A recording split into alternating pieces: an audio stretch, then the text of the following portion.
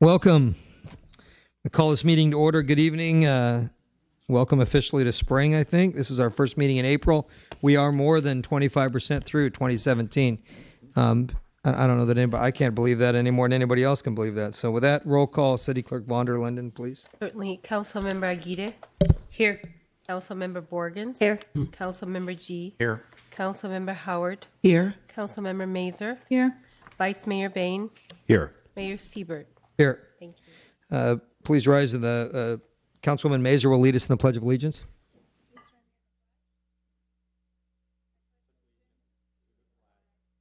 United States of America.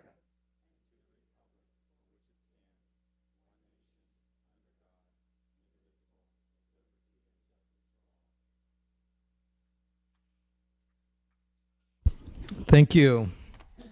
We have a few special orders of the day. Our first one is the Redwood City Library Foundation. I am going to call up Ruslana Yaroslavsky, the executive director of the Redwood City Library Foundation. And I don't know who else might come. If there are others, I'm sure. I see Planning Commissioner Nancy Radcliffe, Derek, I see a bunch of others coming. So feel free to all come up for the presentation. Avoid any ropes that they might throw at this point, unless you want to get lassoed into serving on the board.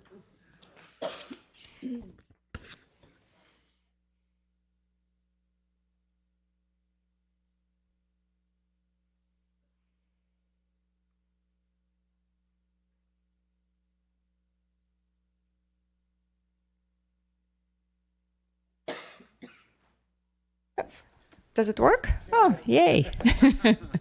Good evening, City Council members. This is the Redwood City Library Foundation, amazing board presenting $45,000 to start phase one of bridging the digital divide. This is our strategic project for this year. We are raising funds to provide internet to go or hotspots, Wi-Fi devices, and educational laptops for school-age children in Fair Oaks and downtown library so they can take it home. This way they can do their homework, do their research for school projects, apply for jobs, and this way we can bridge the home gap and digital divide. Thank you very much. It's a generous, incredibly generous. I know the hard work that's gone into raising that money. It's an incredibly generous donation. So should we get a picture with the council down front? Should we do that? We're not quite done. Oh, sorry.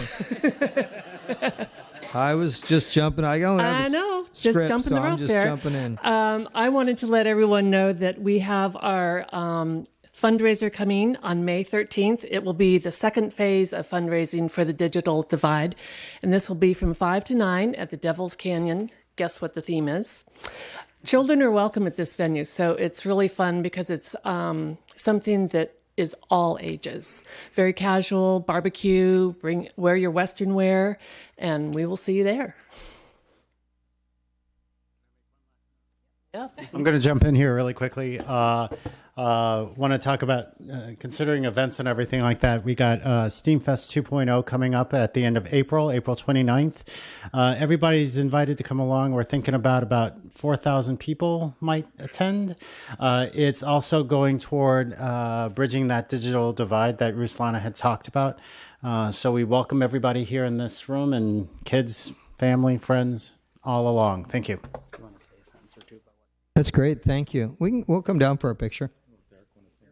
Derek? Did you want to say something, Derek? Sure. No, I was just going to say that the STEAMFest 2.0, for anyone who might not be familiar, STEAM, science, technology, engineering, arts, and mathematics. And so we're going to have Courthouse Square, a whole bunch of partner organizations that are going to come and have various activities. We'll have speakers. We'll have robotics competition demonstrations. There's a lot of really interesting and entertaining things that will be part of that. So we're promoting that kind of digital literacy and technological literacy among among our students on multiple levels, holding that event, which we're then in turn using to raise funds to get the more funding for the Digital Divide project. So it's a lot of great things coming together in service of the library's priorities. So I'm just really excited about it, and I'm really grateful to the Library Foundation for, as you said, Mayor Siebert, all of the work that's gone into raising this money, this $45,000. We certainly couldn't have done the project without it. So thank you. You bet. Thank you.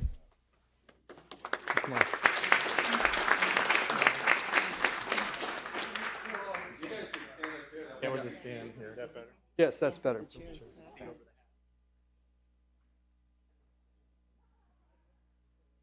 Give us a spread. On his new haircut. It looks, yeah, you're covering up my new haircut. Oh, sorry. There we go. Oh, you're fine, Ruslan.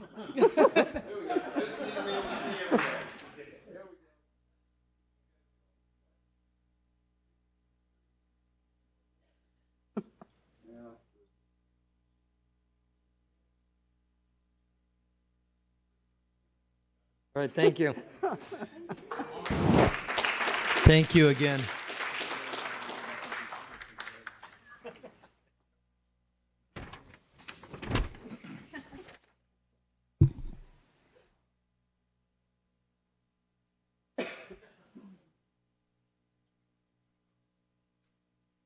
Great. Our second special order of the day is the recognition of another new welcoming star, Street Life Ministries. I would like to call up Dave Sheeran from Street Life Ministries, the executive director, but also as well as call up Jemima Oso, the program coordinator with Redwood City 2020, who will talk a little bit about this. Hey, nice to finally meet you. Hello, everyone. The Welcoming Stars Award is given by Redwood City Together, the Welcoming Initiative of Redwood City 2020. Redwood City 2020 is a community collaborative comprised of 7 nonprofit and public core member organizations and hundreds of community-based affiliate organizations that all work together to ensure that all people living in Redwood City and North Fair Oaks are healthy, safe, and successful. Redwood City Together seeks to build empathy and understanding across the community and foster a welcoming environment for all. This Welcoming Star Award that we are awarding to Street Life Ministries tonight recognizes programs in the Redwood City and North Fair Oaks community that create a welcoming environment, including treating everyone who lives, works, studies, and visits in Redwood City and North Fair Oaks with inclusion, understanding, and respect. The Welcoming Star Award is given once per quarter, and recipients are recognized publicly at Redwood City Council and other meetings in Redwood City, North Fair Oaks, and San Mateo County. That's great, and I'm going to have Dave call up some of the other people here from Street Life Ministries. All right, cool. Come on, guys. Please. Everybody from Street Life, will you please come over here? I don't want to stand up here by myself. I'm a little nervous right now. So as they're coming up, I realized today I probably owe our city clerk a little bit of an apology. She generally writes notes for me to say at these things since I can't memorize everything. This is one group that needs no notes from me.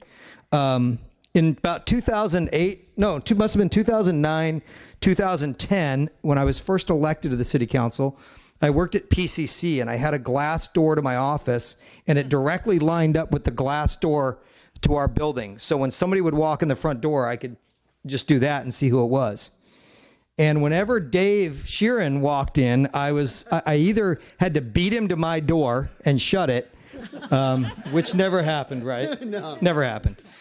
Or let him come in and sit down. And the guy immediately would just start. I mean, it was better than caffeine or anything else you could take, about how many more people he could help.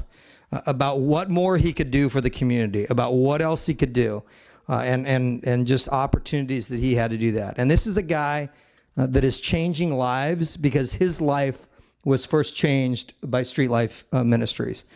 I just had the pleasure of being at their event a couple of weeks ago with Councilwoman Borgens, and afterwards, and I don't post a lot on social media, but afterwards I commented on someone's post about that. This is the real deal.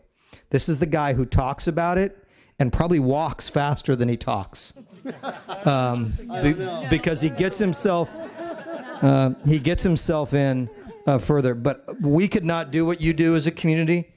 You are literally changing the lives of people, and I'm sure some of them are here. But congratulations, and with that, there's a certificate here of something. But there's a certificate of recognition in recognition of your achievement for being named a welcoming star for the city of Redwood City. Congratulations. I can't thank you enough for what you're doing for our community.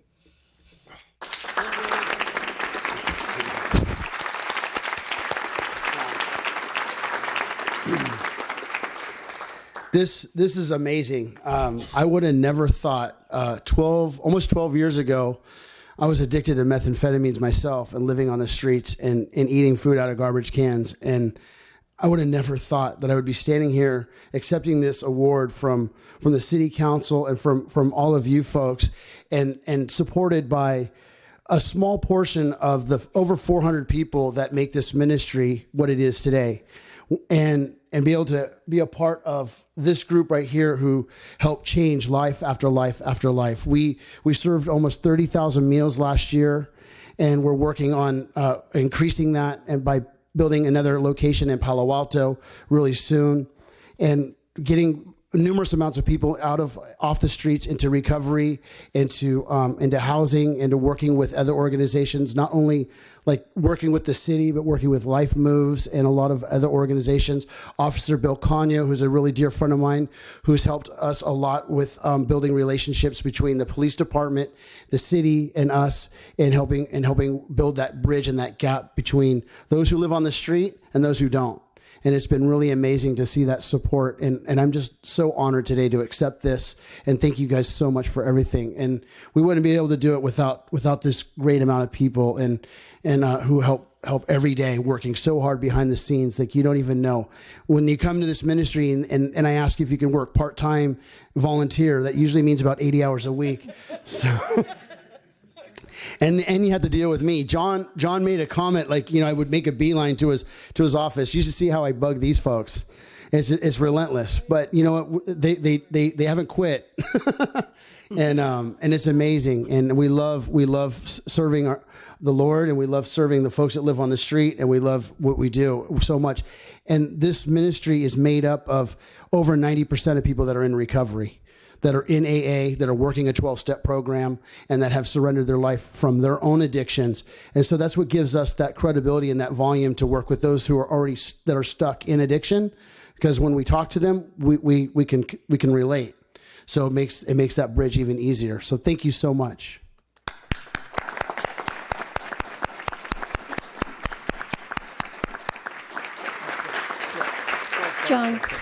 John, can I make a comment? So I would just like to make a comment about this wonderful organization and this wonderful group. Don't say that you can't take your life and turn it around. Here's a young man that, many years ago would not even be looking at a police officer. He would probably be running from them. And now he works with law enforcement in our community to bring these services to the needs in our community. It is an amazing organization. If you haven't had the opportunity to go out and participate and help, it'll change you. It'll truly change how you feel about the homeless in our community. Bill, you should be up there in that picture. Yes. This young officer knows, some of us don't look at the face of homeless. He knows all their names. So this group right here, they're doing it. They're doing what needs to be done for the people on our streets. Let me tell you, we are so fortunate in Redwood City to have this organization here. Thank you. And thank you to your wife for helping the women on the street, whom we forget about sometimes.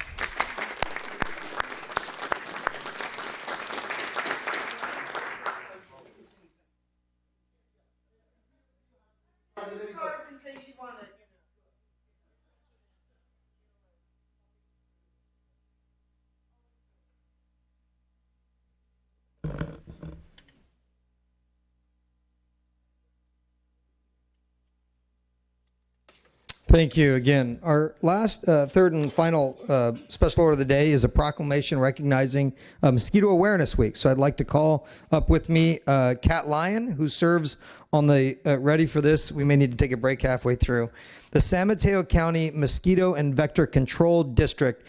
She's our faithful representative to that, brings us great reports on a regular basis. And with that, come on over. And this is a proclamation. I want to proclaim this as Mosquito Awareness Week, April 16th through the 22nd, 2017. A little bit about this, why it's important. Mosquito and vector-borne diseases continue to cause illnesses and death in California, including 19 deaths from West Nile virus just in 2016. So it's the work that this organization does that increasing public awareness and doing the work to fight these diseases. So now for there be it resolved that we proclaim this, the emphasis on this during Mosquito Awareness Week. So thank you for all the work you're doing, and talk a little bit about the open house that's coming up as well for people. Yes, thank you very much. Yes, so the San Mateo County Mosquito and Vector Control District is having our annual open house coming up, and I'm blanking on the date. I believe it's the 18th. Should have looked that up. But it's a great opportunity for anyone who's interested to come to our district offices in Burlingame and see all of the facilities we have, learn more about the services. The district staff is out there every day in the community controlling mosquitoes, but also offering services for rodent control, testing ticks for Lyme disease, and just kind of general public outreach. And we have a really great team. Hopefully you don't hear too much about us, because that means we're doing a good job controlling, in particular, the Zika carrying mosquitoes. So. Thank you. So again, on behalf of myself and the City Council, you'll put this up, I guess, at the district office. Thank you. Excellent. Thank you so much. Thank you.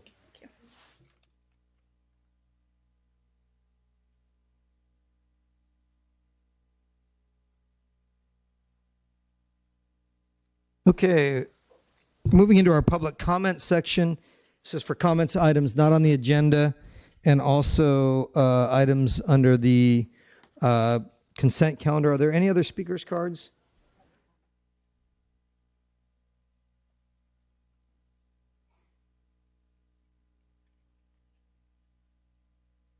This is for public comment. If you have other speakers' cards too, please get those in. It makes it much easier to plan the meeting.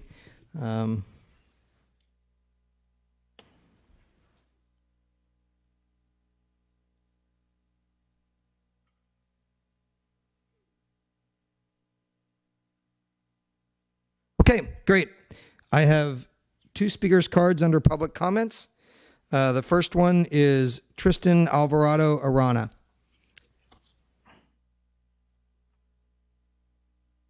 Hello.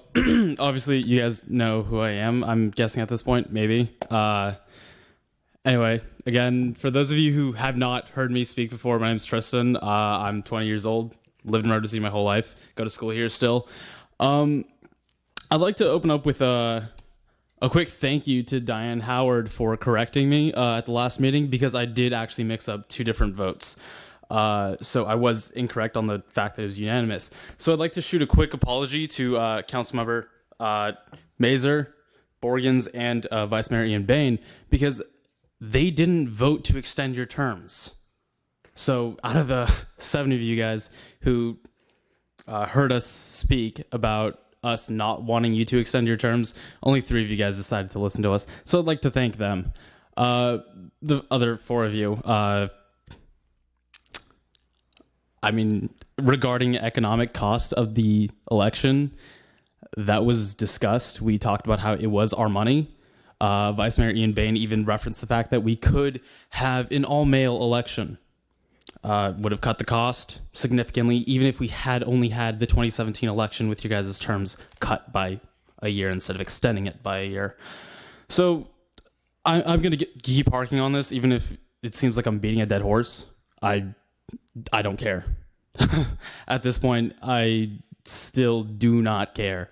For the four of you who are up there who decided to extend your terms, I'm reminding you again that you don't deserve those seats. And I understand that some of you may be offended by that. I understand that it seems like I'm coming off as offensive and rude.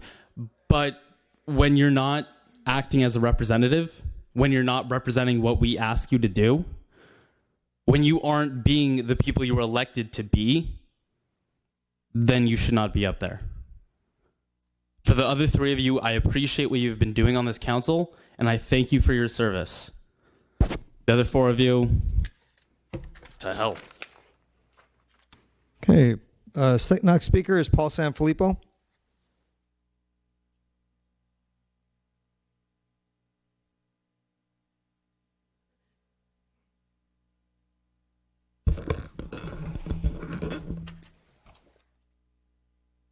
Paul Sanfilippo, 961 Woodside Road. Mr. Mayor, City Council, staff, most of you know me as a former councilman, former planning commissioner, a lifelong resident of Redwood City, and also volunteer for different groups within Redwood City, the Elks, the Lions, the Optimists, the Peninsula Celebration Association. But I'm also a state field director for the Miss California Miss America organization. And I'm here tonight to introduce to you the new executive director for the local program. And the program, it encompasses all of San Mateo County, including Stanford University. And she's a former Miss Redwood City, Allison Wood. Allison? Thank you, Paul. Good evening, everyone. So before I introduce you to Elizabeth, I just want to give you a quick background on our newly formed committee. So including myself, there are 7 of us who are former Miss Redwood Cities. And so we know firsthand how involved and how incredibly supportive Redwood City is to our program. And we're looking forward to continuing those relationships and those partnerships. So with that said, please meet Elizabeth Trin.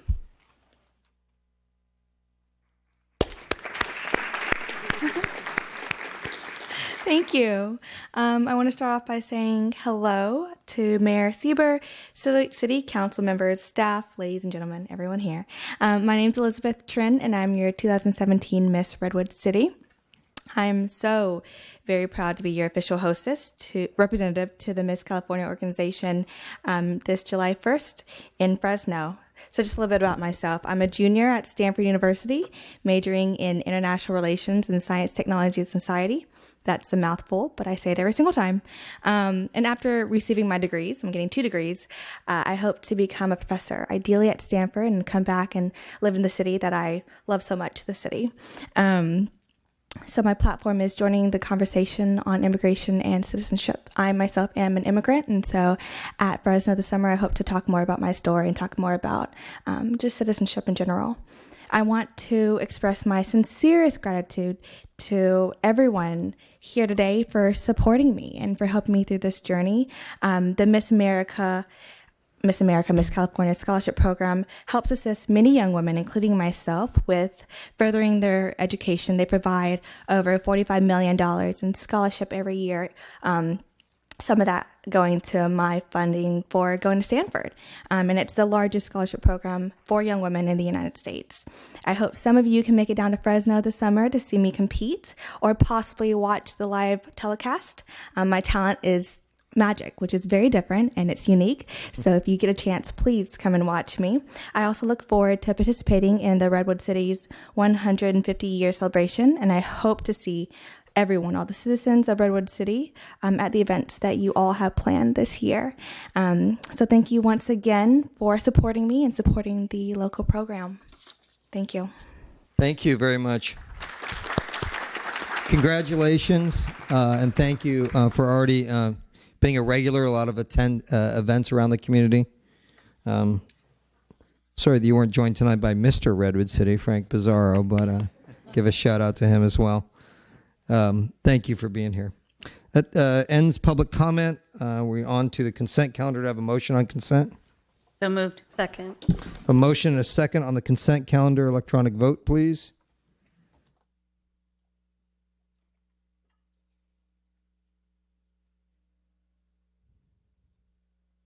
Motion carries unanimously. Thank you. Great. Thank you. On our consent calendar, we approved a number of items all at once. I will read through a brief synopsis of some of those. A dedication plaque at Courthouse Square, approval of agreement with Cal West Lighting and Signal Maintenance, cost reimbursement agreement with California High Speed Rail Authority, approval of draft meeting minutes for City Council closed session and regular meetings March 27th, sanitary sewer pump station improvements, and claims and checks dated April 3rd, and the usual necessary payments through April 24th, 2017. With that, we will move on to item 7A, our appointments to the Board of Building Review, 1 seat, and Housing and Human Concerns Committee, 2 seats.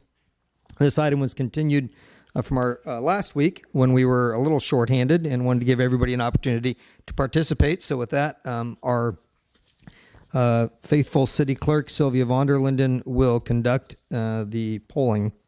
Thank you, Mayor Siebert. Good evening, council members. Tonight you're asked to vote on Phase 1 appointments for 1 seat on the Board of Building Review and 2 seats on the Housing and Human Concerns Committee. The city clerk's office, on your behalf, ran the usual recruitment process. The applications were reviewed. You interviewed 2 applicants for the first board, and you interviewed 12 applicants out of the 18 submitted for the second 2 seats. This will be roll call. In front, in your red folders, you have tally sheets, and I will ask for your votes. Any questions? For the Board of Building Review, 1 seat. Councilmember Aguirre. Jeffrey Masad. Councilmember Borgens. Chu Chang. Councilmember G. Masad. Councilmember Howard. Chu Chang. Councilmember Mazer. Chu Chang. Thank you. Vice Mayor Bain. Chu Chang. Thank you. Mayor Siebert. Chu Chang. Thank you. And the appointee to the Board of Building Review is Mr. Chu Chang. And for clarification, whatever applicant, whomever gets 4 votes or more is appointed. Thank you. Moving on to the Housing and Human Concerns Committee. The bylaws of this body do allow you to have 2 unincorporated residents. 1 seat has already been taken, so you have the possibility of a second one should you choose to do so. Councilmember Aguirre.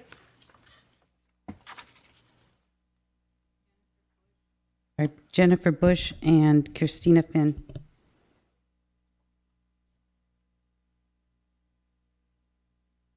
Thank you.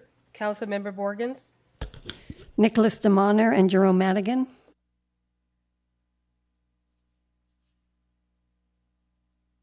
Thank you. Councilmember G. Goldman, Lynn.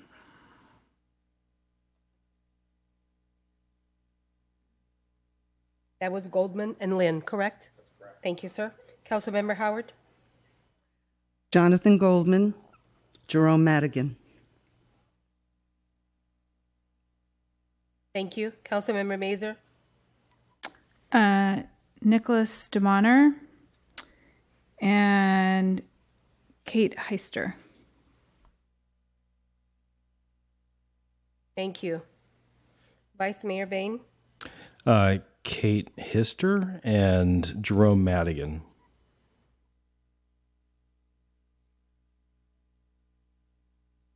Mayor Siebert. Kate Heister and Jerome Madigan.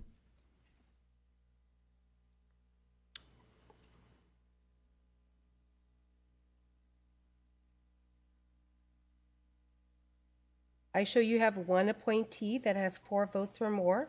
That's Jerome Madigan, and we will take a second vote for the second seat.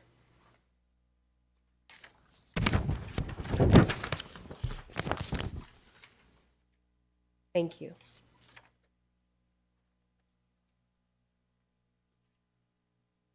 Councilmember Borgens. Nicholas DeMonner. Thank you. Councilmember G. Kate Heister. Councilmember Howard. Jonathan Goldman. Councilmember Mazer. Kate Heister. Councilmember Aguirre. Jennifer Bush.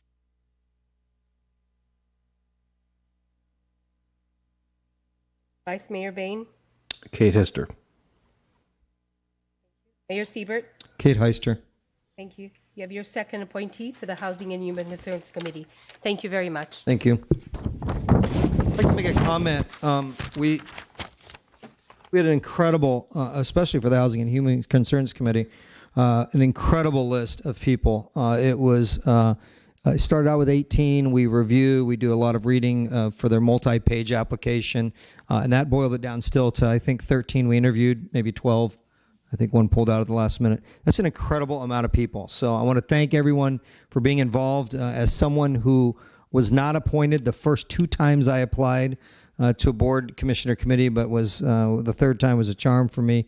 Stay involved. We've got an incredibly large amount of opportunities in the city. We're doing some other recruitment right now for other boards, commissions, and committees, but there's always an opportunity. So thank you. It's a great group of people, and thank you to those that stepped up, that were appointed. There's a busy road ahead. This is a busy place, and we look forward to serving with you. We rely heavily on our boards, commissions, and committees. So, Vice Mayor Bain. Thank you. So first of all, I want to apologize. I think, Kate, you're in the audience. If I heard at least 3 different pronunciations of the last name there. But as Mayor Siebert said, we've all applied for various boards, committees, and commissions. I was not appointed the first time I applied either. So for those of you who were not appointed, please continue to stay involved, apply again. We'll find a way to apply your skills to our community. I had the pleasure of serving on the Housing and Human Concerns Committee for 3 years, and I served a year as the chair. It's a great committee, and I'm sure you'll do us very proud. Thank you very much. Thank you.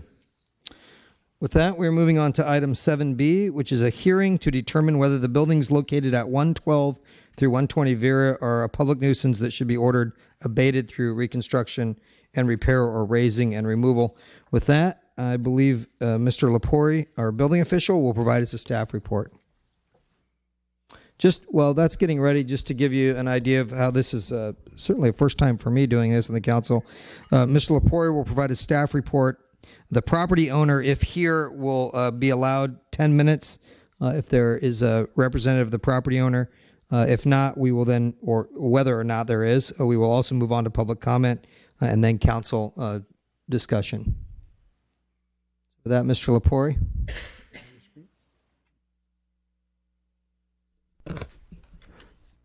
Thank you, Mr. Mayor, City Council members. Good evening. This is a hearing that's open to the public concerning the properties at 112, 120 Vera, and the building division finds that the buildings are dangerous because of the fire hazard and the dangerous condition of the building. And the recommendation is that they be abated. I've been your building official for the last 2.5 years. Prior to being in Redwood City, I was the building official for the city of Hayward. And prior to that, building official for the city of San Bruno for 7 years. Worked for the city of Oakland as a principal inspection supervisor. Prior to that, with the city of Redwood City for 7 years as a building inspector, code enforcement officer, senior building inspector, and code enforcement supervisor. I have a credential as a building official with California Building Officials and certification as a building inspector with International Code Council. I have a bachelor's degree from Menlo College in business management and an MBA from St. Mary's College. I also have with me here tonight is Clayton Jolly, our acting fire marshal. I've got Deputy City Attorney Rachel LaRue, Consulting City Attorney Lance Bear, Thomas Sillipan, who is our Code Enforcement Supervisor and Senior Building Inspector, and Dan Smith. Sorry, Dan, I didn't see you behind Clayton. Dan is our police sergeant for Redwood City Police Department. And Margaret Hernandez is unable to be here tonight. She is actually the code enforcement officer that this case was assigned to. The property is located on Vera, right close to El Camino Real, just is one business away, which is the Firestone Auto Services. It's 5 duplexes, so 10 units. And we've received numerous complaints over the years concerning graffiti, dilapidated fences, dilapidated buildings, junk and debris. And then more recently, it's escalated to people breaking in and squatting in the buildings and a concern about fire danger. And you can see in this picture the graffiti that's on the buildings.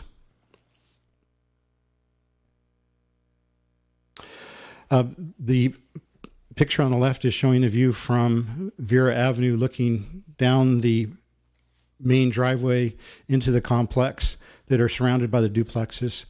The owner's van is on the right, which is an inoperable vehicle. You can see Unit 112 in the background with a dilapidated roof that's been patched. And in the far back of the picture, you can see the new apartment building on the other side of El Camino that looks down on this property.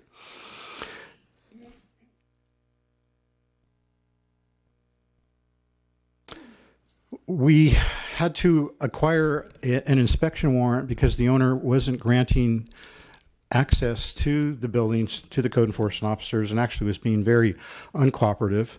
So we got the first inspection warrant and we noticed a lot of graffiti on the outside of the building. Excuse me.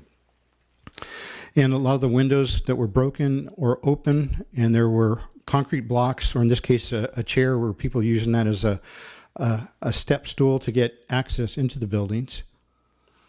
We didn't go into the buildings because the owner still denied us entry at that time, but we could see through the windows that there were stored boxes that we thought could potentially contain combustible material.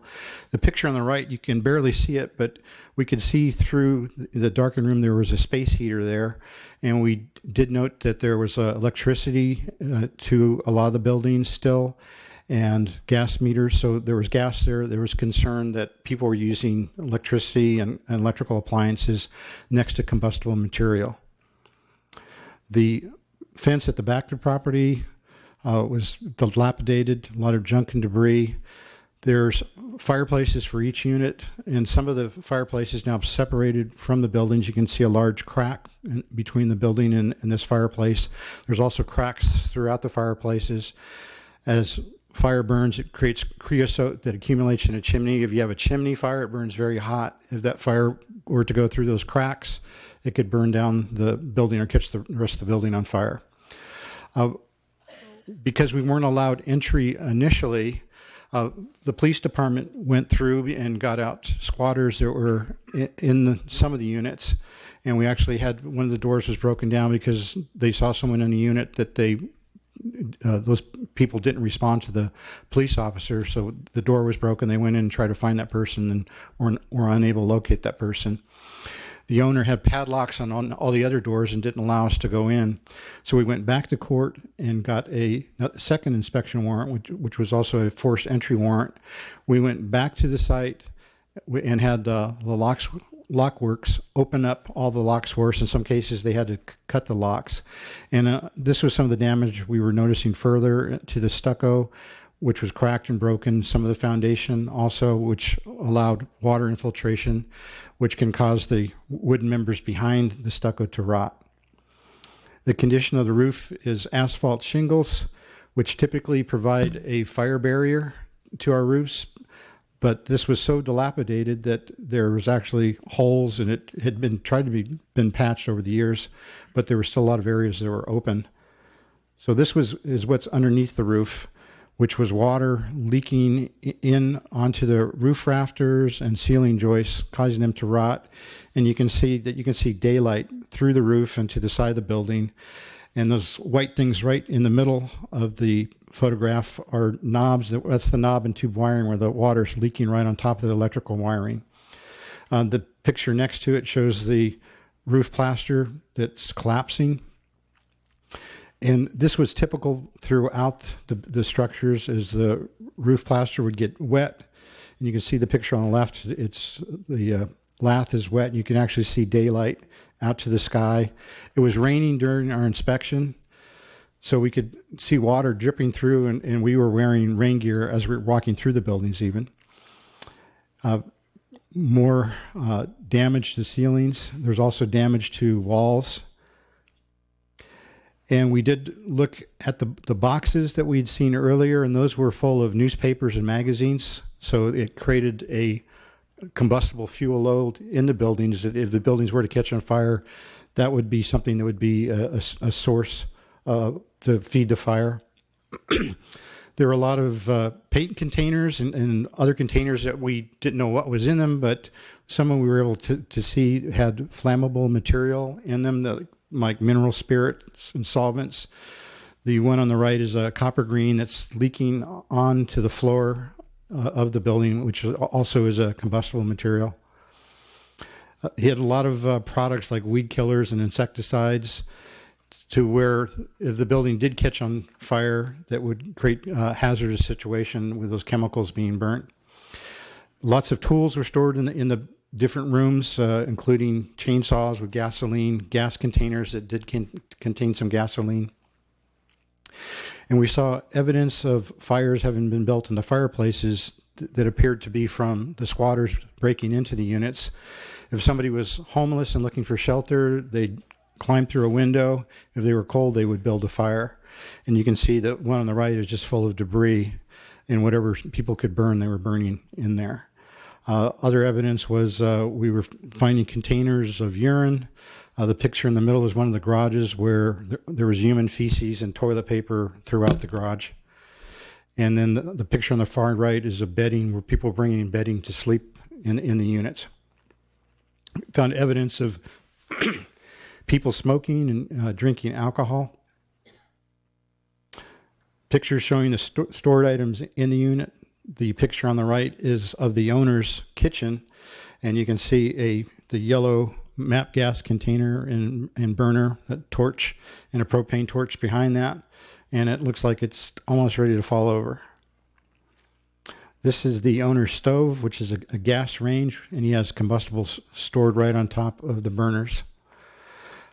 The picture on the right is showing a electrical strip with a red light on, so it's energized. It's got electricity to it with extension cords plugged in, and those extension cords are running, back to wall outlets with all this debris packed on top of them that could cut into any of those electrical lines and create arcing and create a fire that way. That's the owner's bed on the left-hand side, and the owner's bathroom on the right-hand side, and they were just full of debris. In some cases, we had to walk on top of debris just to get through the rooms. There was no clear path to walk. We went back to court after this, after we posted it with red tags saying no entry, and to get an emergency board up because of what we saw inside the buildings, that people were going in, and it was just extremely dangerous for people to go in these buildings, including the owner. The picture on the left was the owner's unit looking in. We posted initially red tag not to go in, and relocked everything up, put hasps back on the doors that were broken, and put locks on ourselves. After the board up, I personally went back and posted the notice for tonight's hearing on all the doors and on the fences, because the owner's very difficult to get in touch with, but we did post this property. We sent mailings to him with regular mail and registered mail to his last known address, which was this address. He also owns a house in San Carlos, and Thomas Silipin went to that house and posted it, and we sent mail and registered mail to that address. We also hired a process server to try to locate the owner, and he was unable to locate the owner.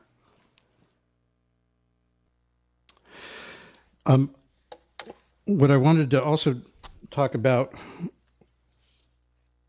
in this situation was that this has been an ongoing case, and the more information that we've gotten about the property from complainants informing us of the combustible materials inside has led us to increase the amount of enforcement. That's why we've gone to court to get these additional abilities through warrants to get inside the building. And we also ran a title report. We found out the owner owns it free and clear. There's no liens on the property. And we're recommending that you approve the resolution for abatement based on a number of things. One, that the roof is so deteriorated that the roof is no longer able to keep the weather out. So water is just going right in and causing the structure below to rot and decay. As we get to drier weather, this thing dries out more and more. By this summer, it's going to be like tinder and kindling. If anybody decides to throw any type of firebrand or hot material up there or fireworks, it can easily go through this roof and catch these buildings on fire. We're also concerned about squatters, even though it's been boarded up. I used to work for the city of Oakland, and we had board ups that were boarded up 2 stories high, and people would still climb up to a 3rd floor small window and still break into a building. Or they'll pull back the board up and still break in. And that can be even a bigger concern because now people can't see them inside the building. If they do start a fire or a fire is started, now they have no way to exit the building safely. The roofs still are compromised, and we did find evidence of people sleeping up in attic space. Thomas Sillipan got up on a ladder in each unit, looked up in the crawl space, and found bedding materials up there as well as other materials that indicated people were living there. If they decided to come back with a ladder or somehow get on a roof, they could easily break through that roof membrane and get back into an attic space to live. So that's an issue. If there is a fire, what firefighters will do is they get up on a roof and they cut a hole to vent the roof. And if a firefighter were to get up there, there's a good chance that roof would collapse and they could be injured. So that's also a concern that we have. So we see an imminent danger that it's an attractive nuisance. It is attractive nuisance for juveniles. The police department has arrested juveniles that have gone into the building. And we believe that the danger is immediate because this is something that could happen anytime. I mean, for all we know right now, as we're talking here tonight, there could be somebody breaking into that building or being there right now, for all we know. We did receive a bid from Bill Butler Construction that you probably all know, and he gave us a bid. He went out and looked at the buildings, and his bid was $2 million to rehabilitate those buildings. So they are very damaged and would take a lot of work to fix them. So we believe we've given the owner due process. We've worked with him as best we can. And we recommend that he be given 30 days to act in good faith to come forward with some plans on how he's going to rehabilitate this property or demolish it. And if not, then we would like you to allow staff to proceed with a demolition. The demolition will be well over $100,000, so we would put this out to public bid, and then it would go on as a tax lien on his taxes. We very much are concerned about people's rights and preserving people's rights as city staff, because we own property, and as Americans, we all love our rights and our property rights. And so we take this very seriously when we have to take these type of actions. We don't want to hurt anybody or damage anybody, but this gentleman, unfortunately, is no longer able to care for his properties, and they're in such a condition that they pose this danger and hazard to himself, to the people that are breaking in there, to the neighborhood, and to the community. So I believe that we have to act because of this. We've had these recent horrible fires in Oakland, and having worked there, it just hit me really hard when I heard those things, because I'd seen those things and I'd worked with those people and I know what they're going through. But I would think if I had the opportunity to go into any one of those buildings the day before that fire happened and those people were killed, would I do that? Would I have been able to? I pray to God that I would have had an inspection warrant and a forced entry warrant and said, you know what, this is too dangerous. You need to get out of here. And then the story would have been different. Because when we do our jobs, or building inspectors or code enforcement officers do our jobs, nothing happens. Nothing bad happens. So that's what I'd like to end with. And if you have any questions, we'd like to answer those questions now. Okay, so I do have a speaker's card on this item. So if there are are there clarifying questions? Councilmember G. Mayor Siebert, thank you. Just for clarification, what would you estimate the age of the buildings to be? I believe they're probably post-World War II. About the 1930s, 40s, in that range? I thought they were probably after World War II. I was thinking in the maybe from 46 through 49 in that era, but I'm not certain. I didn't look up that history. That's close enough. Thank you. You're welcome. Okay, with that, I do have, is there a representative of the owner present? Going once. Okay. With that, I do have this is not a public hearing, but I do have a speaker's card. So I will call Teriel, I'm sorry for the last name, Gusinoff? Okay, good.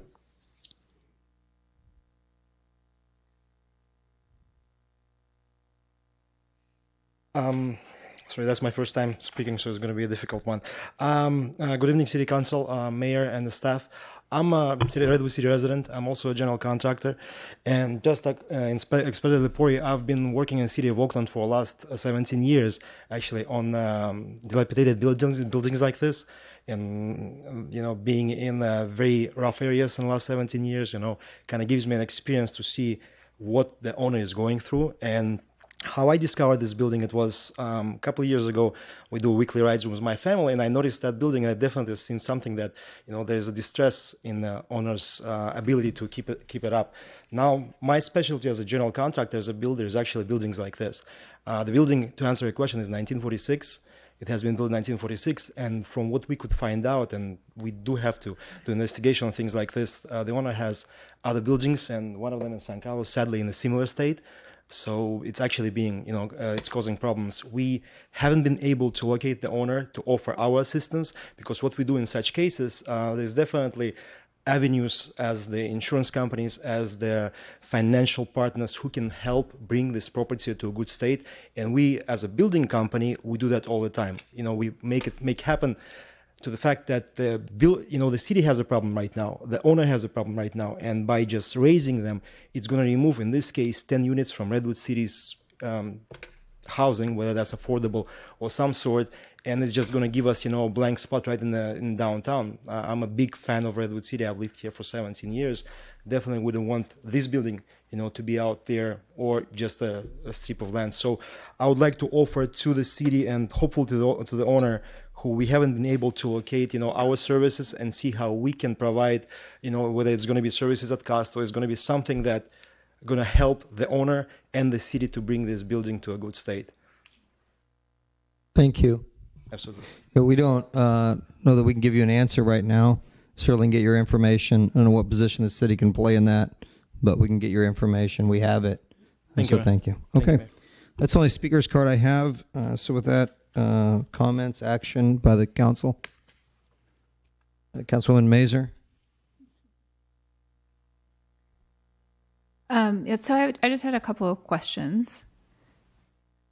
So in the memo, it talks about the first complaints being received in February of 2015.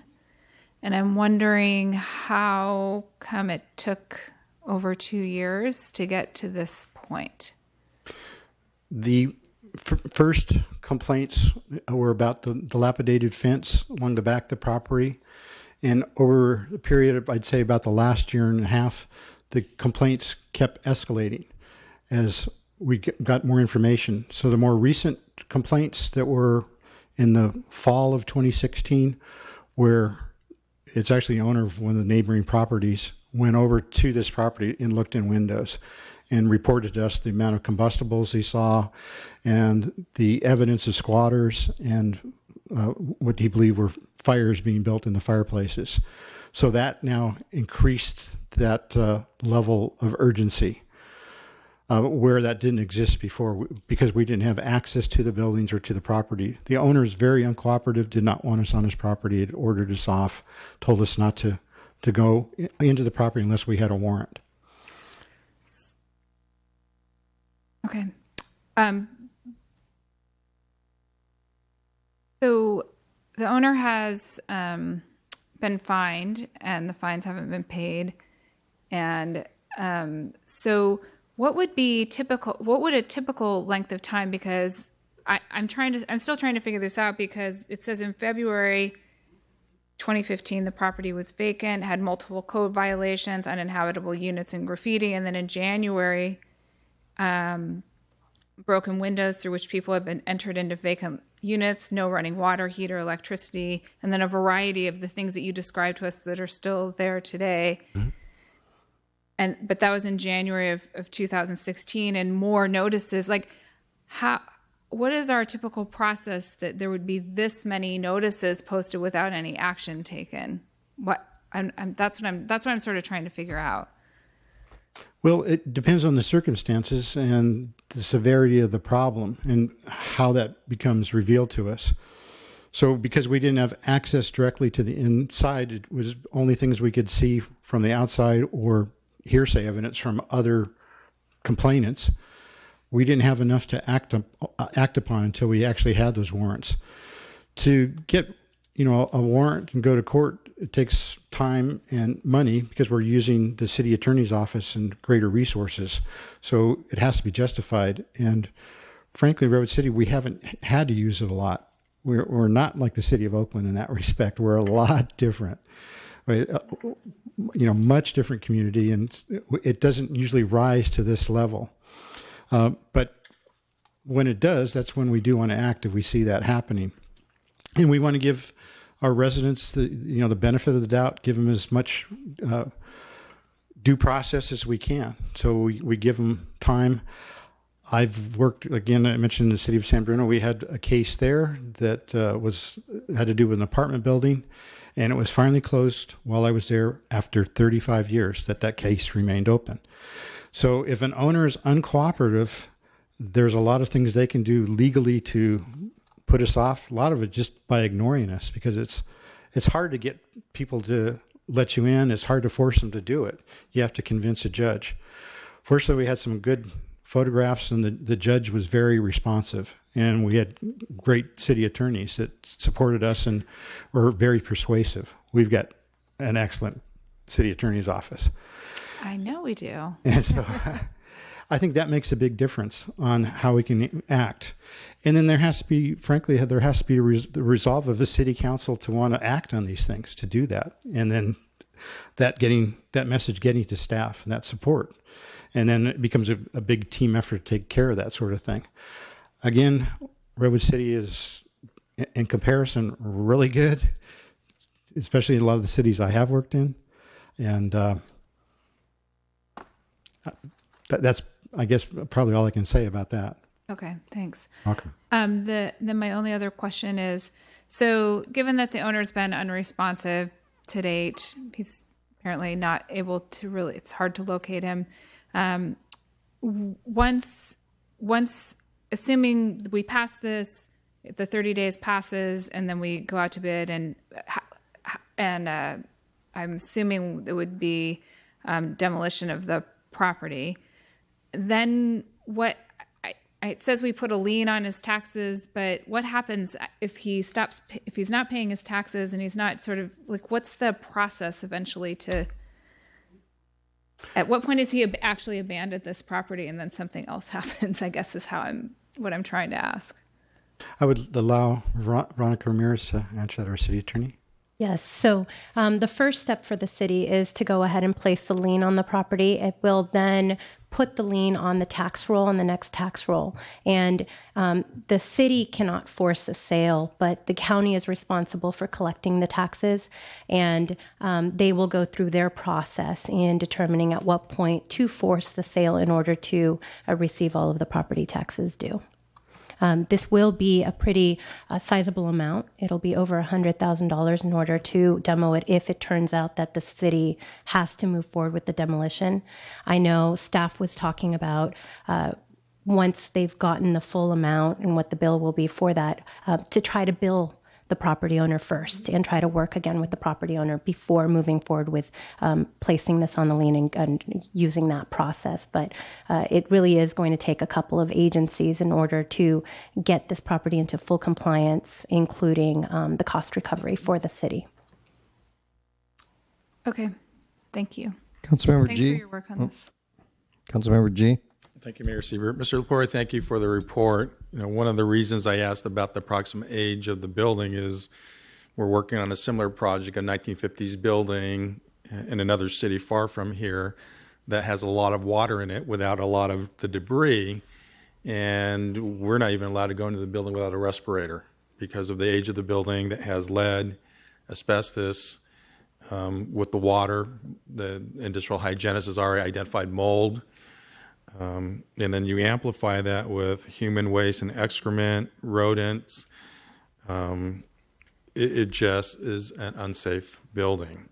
From that standpoint, you amplify that with, from what I can tell in the report, knob and tube wiring, probably with a switchboard that is, you can't find parts anymore. circuit breakers that you can't find, no fire sprinklers, no smoke detectors, no fire extinguishers, and then solvents and torches and paints.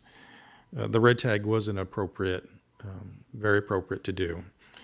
And it's unfortunate that the building owner has been unresponsive, but the danger to our public safety staff, if there was called out, I mean, they would not be able to fight this fire if there was a fire here. And we are only lucky that we have not experienced the situations that the city of Oakland has with people living in these buildings and something terrible happening. So I would implore us as a council to act swiftly, not only to act on the staff recommendation, but to secure the property immediately so that no one can break in and use this as a housing site, and then take the appropriate steps to abate the nuisance. That's a very polite word, but is a highly unsafe condition. Thank you. Councilman Borgens. Okay, Councilman Howard. Thank you. Councilmember G, actually, thank you for your questions. I just will add then, I want to thank our staff for your due diligence and your perseverance. This had to be an incredibly difficult case to work. You want to respect people's property rights and their self-respect and so forth. And in this case, it sounds like he's more of a danger to himself and to the community, and you do have to step in. However, legally, you had to do what was so difficult to do, which is obtain these photos as evidence to prove that you were actually abating a real hazard to the community. So I want to thank you for documenting so carefully and following this to today. And I hope that we'll be able to move swiftly from this day forward, and some resolution will come out of this where in the future maybe some units will be put there that will be safe and something really much better for that whole neighborhood. They've been probably living with this for so long and maybe unaware of the real dangers that were right next door to them sometimes. I want to thank you all, the city staff, every one of you. Thank you very, very much. This could not have been easy. And some of you are smiling. I think you must be glad you've gotten to this point. But thank you again for your hard work, your determination, and that you care so much for this community, you didn't let it go. You didn't let it go. So thank you. Councilwoman Aguirre. Do we know if we have other buildings, homes, duplexes in the city, and how do we find out, like riding around other people, or is it always a neighbor, usually a neighbor that might report that? In other words, I'm trying to get ahead of Oakland and ahead of all of these things, which I know sometimes the issues, and as I was reading about the Oakland issues, there are ordinances that are tough to impose because of the lack of housing in some of the areas. So I'm just wondering, do we have other possible buildings that are like this within our city limits? As a code enforcement officer, I would say yes, most likely there are. They're difficult to identify a lot of times. In this case, if somebody is exhibiting hoarding characteristics and this hoarding syndrome, a lot of times they try to keep it isolated so people don't see it. They try to hide it from everybody else. And they can be very intelligent people. In this case, this person is highly intelligent, but he's elderly, and his syndrome is getting worse and worse.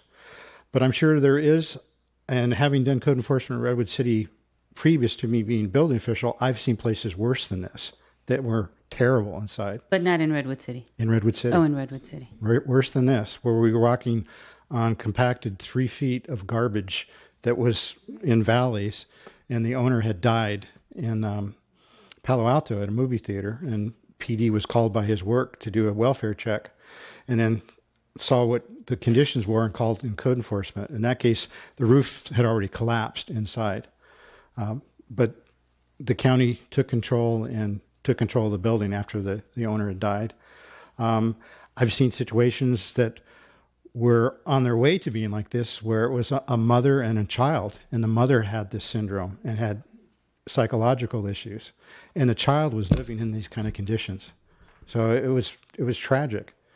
That person ended up leaving the state to live with other relatives, but partially because of the code enforcement action that we were doing, applying that pressure.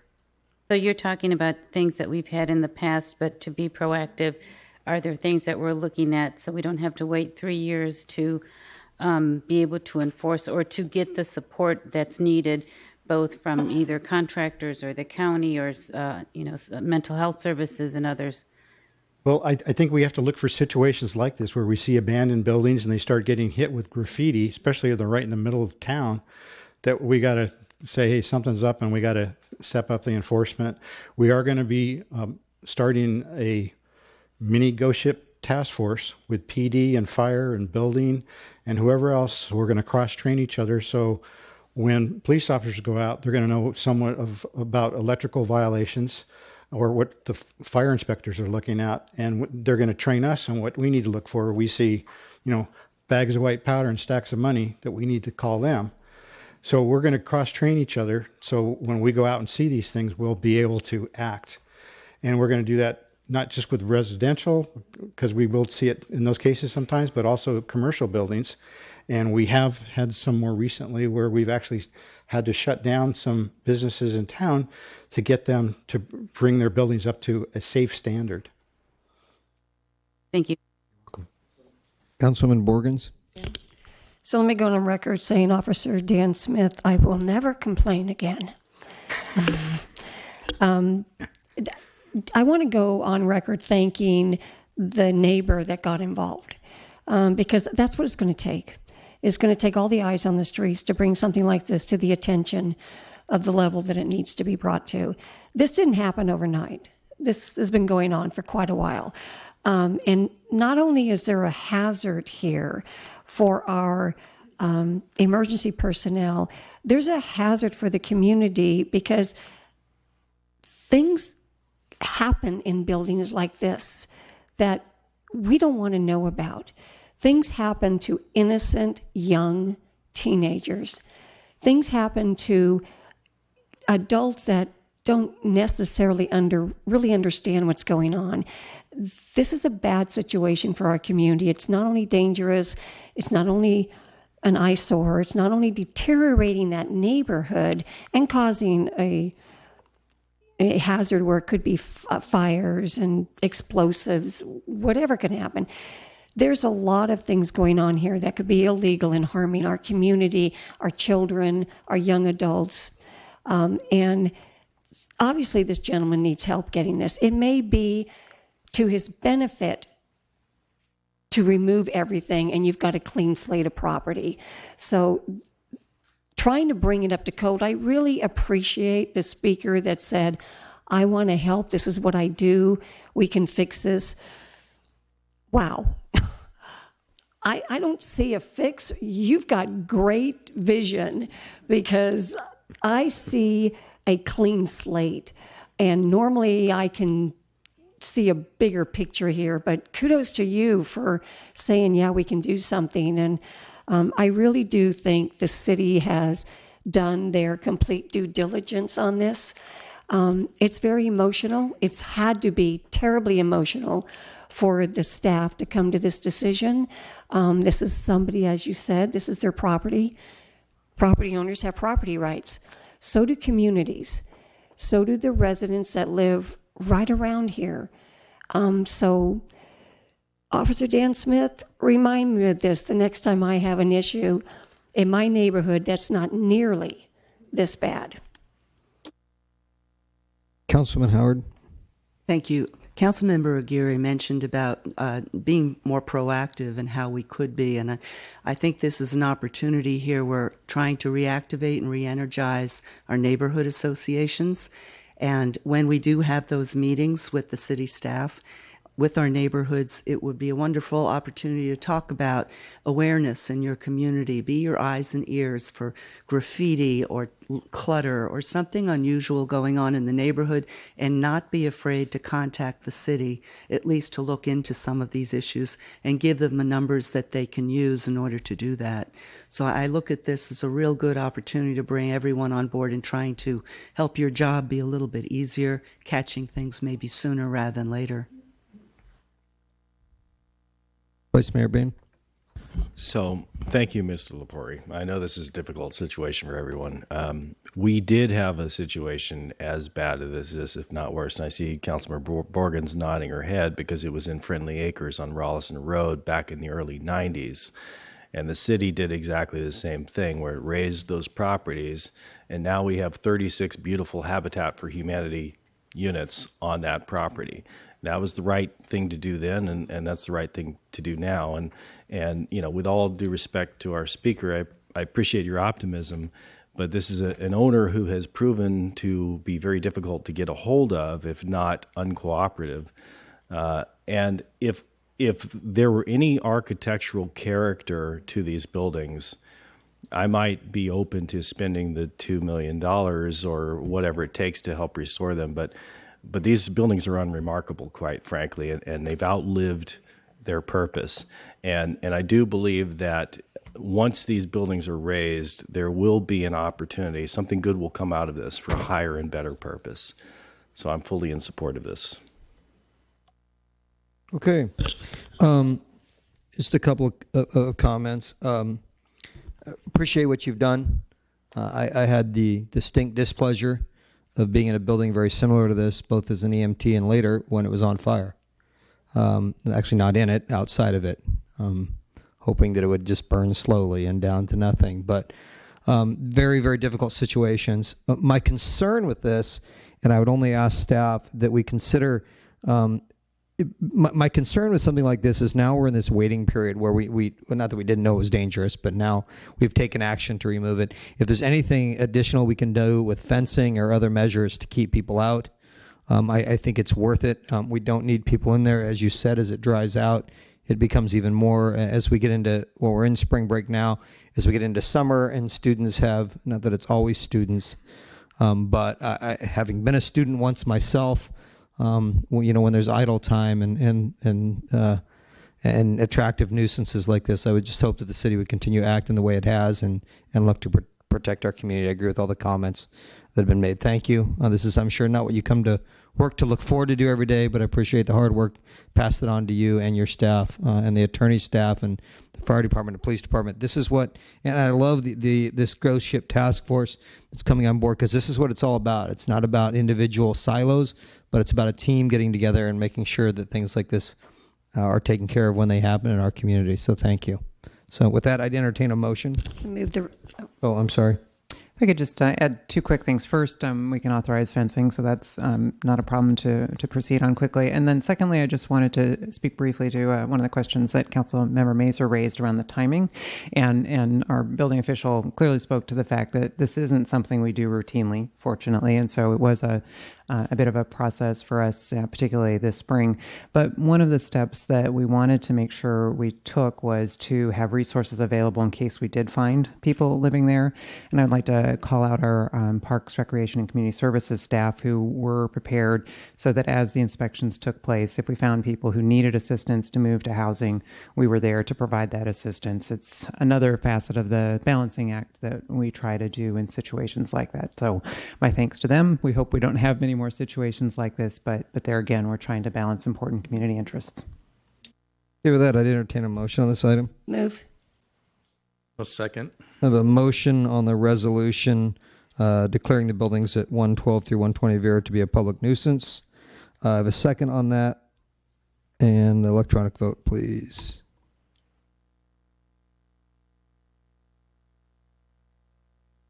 Motion carries unanimously. Thank you. Okay, before we move on to item 8A, I would like to invite Council Member Howard to say a few words.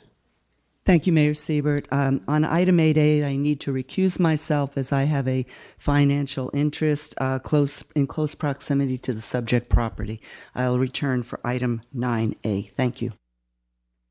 Okay, she's doing that. If there are speakers cards on item 8A, are there any remaining speakers cards, people that would like to turn one in? Now's not only the best time, now's the only time. So with that, are there any other speakers cards? It seems like I say this 3 or 4 times and I still get speakers cards. The reason I do this, it's inherently unfair to me, it seems, to come up at the last minute and kind of get to say the last word. So that's why I ask for speakers cards. I'm not trying to punish anybody. It's just a little tiny homework assignment. You all you got to do is put your name on it. But if you have one, if we can get that in now, okay, then I have my speaker's cards that will be granted 3 minutes each when we get to that point. Now, this is an appeal by Redwood City residents for responsible development of a planning commission decision on 1409 El Camino. We will have a brief staff report. Then it's not here, but I believe I'm going to ad lib for a minute, but I believe that there is also an appellant report for 10 minutes. Is that correct, Mr. Ackman? Okay. So then we will go to the appellant report for 10 minutes, and then we will move. And then what about the actual project development? Is that, remind me of where that falls?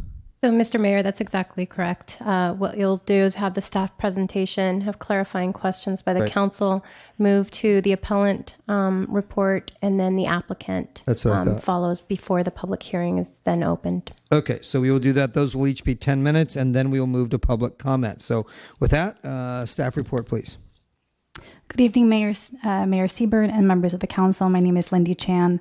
I'm the project planner for this application, and I will do the brief presentation before you this evening. As you've indicated, this is an appeal of the Planning Commission approval of the 1409 El Camino Rail project, and I will walk you through that project. First and foremost, just an overview of the presentation. This is a de novo level review, which means that the council is considering all aspects of the project, not just those items raised through the appeal. And so the council will consider it as a new matter. So with that in mind, I will provide a project overview going over the details in the compliance of the project with the downtown precise plan standards and guidelines. And I'll also review the appellant raises, appeal points that have been raised and responses to those appeal points. So just starting with some context, the project is located in this yellow quadrant here. It is within the downtown precise plan area. It's also within the El Camino Real corridor area. So just for proximity, you can see the developments currently around it. For sake of understanding context, this is a recent development that is constructed and already been developed. This is Gray Star 1. This location here is currently under construction. It is also a residential project, and it is Gray Star 2. Located immediately adjacent to the project is also a residential development that is currently under construction. That's Gray Star 3. Here you have immediately adjacent to the project, which is a storage facility with ground floor retail. Here is the the Franklin Street apartment buildings located in this location here. This is the AT&T building. And here you have in this sort of not grayed out area is the downtown precise plan boundaries. The Caltrain station is located here with Whole Foods and grocery and services in this location. Also, by way of context, I wanted to give you a sense of the scale of the development, both existing and proposed in this area. So this is the 1409 El Camino Real project, which is under consideration before the council this evening. Again, this is the storage building adjacent to it. These are the Franklin Street apartments, Gray Star 1, Gray Star 2, Gray Star 3, and this is the AT&T building here. So the project began with the initial submittal, which was in December of 2015. This is what we first evaluated when it came into the city, and this was before we analyzed it against the downtown precise plan. So at this point, was shown as an 8-story residential project with the lobby area located in the central location. And in this upper area is the outdoor roof deck, as well as a courtyard around the corner. Staff determined that the project was incomplete and also provided some design analysis, and that came to the second submittal. So after a number of iterations at a staff level, and once the project was deemed complete, we took it before the Architectural Advisory Committee in July of 2016. This is the proposal that went before them. And sort of notable changes to this is the 3-story level here in this corner had to meet a minimum standard. Also did not comply previously with the requirements for the colors and materials, the way that it changes in the elements. The Architectural Advisory Committee was reevaluating it because at that time they were seeking 4 guideline deviations. The Architectural Advisory Committee recommended approval on 2 of them and denial on 2 of them. The Architectural Advisory Committee also addressed concerns that they had on the building's sort of massing and scale from a physical and vertical element. So the applicant went back to the drawing board, made a number of changes, and that came to sort of the third submittal. And this is the one that went to the Planning Commission in November 2016. So the applicant at that time made revisions to the project deviations that were not supported by the AAC, Architectural Advisory Committee. Notably, they revised their parking layout so that it no longer sought a deviation. It met the guidelines as prescribed. But they also changed the courtyard disposition type to now comply to a rear yard disposition type. But they also addressed some of the design comments. So trying to break up the building scale and massing, they really provided additional details on colors, materials, and articulation, and also sort of created more of a noticeable entry point. And that brings us to the final design, and this is the design that's for the council this evening. So this is the project design that was approved by the Planning Commission. At the November meeting, the Planning Commission did also share some concerns with the project massing, and after considering some design alternatives, directed the applicant to consider some project changes that would help to soften the project's physical impact. And notably, the Planning Commission directed the applicant to consider relocating some of the residential units that were on the top floor to the ground floor, converting the retail spaces to help to break up that upper story height and massing. So the result of that is this story being reduced by 1 story, the introduction of 3 ground floor units with entry stoops, as well as better articulation of the massing through the colors and details.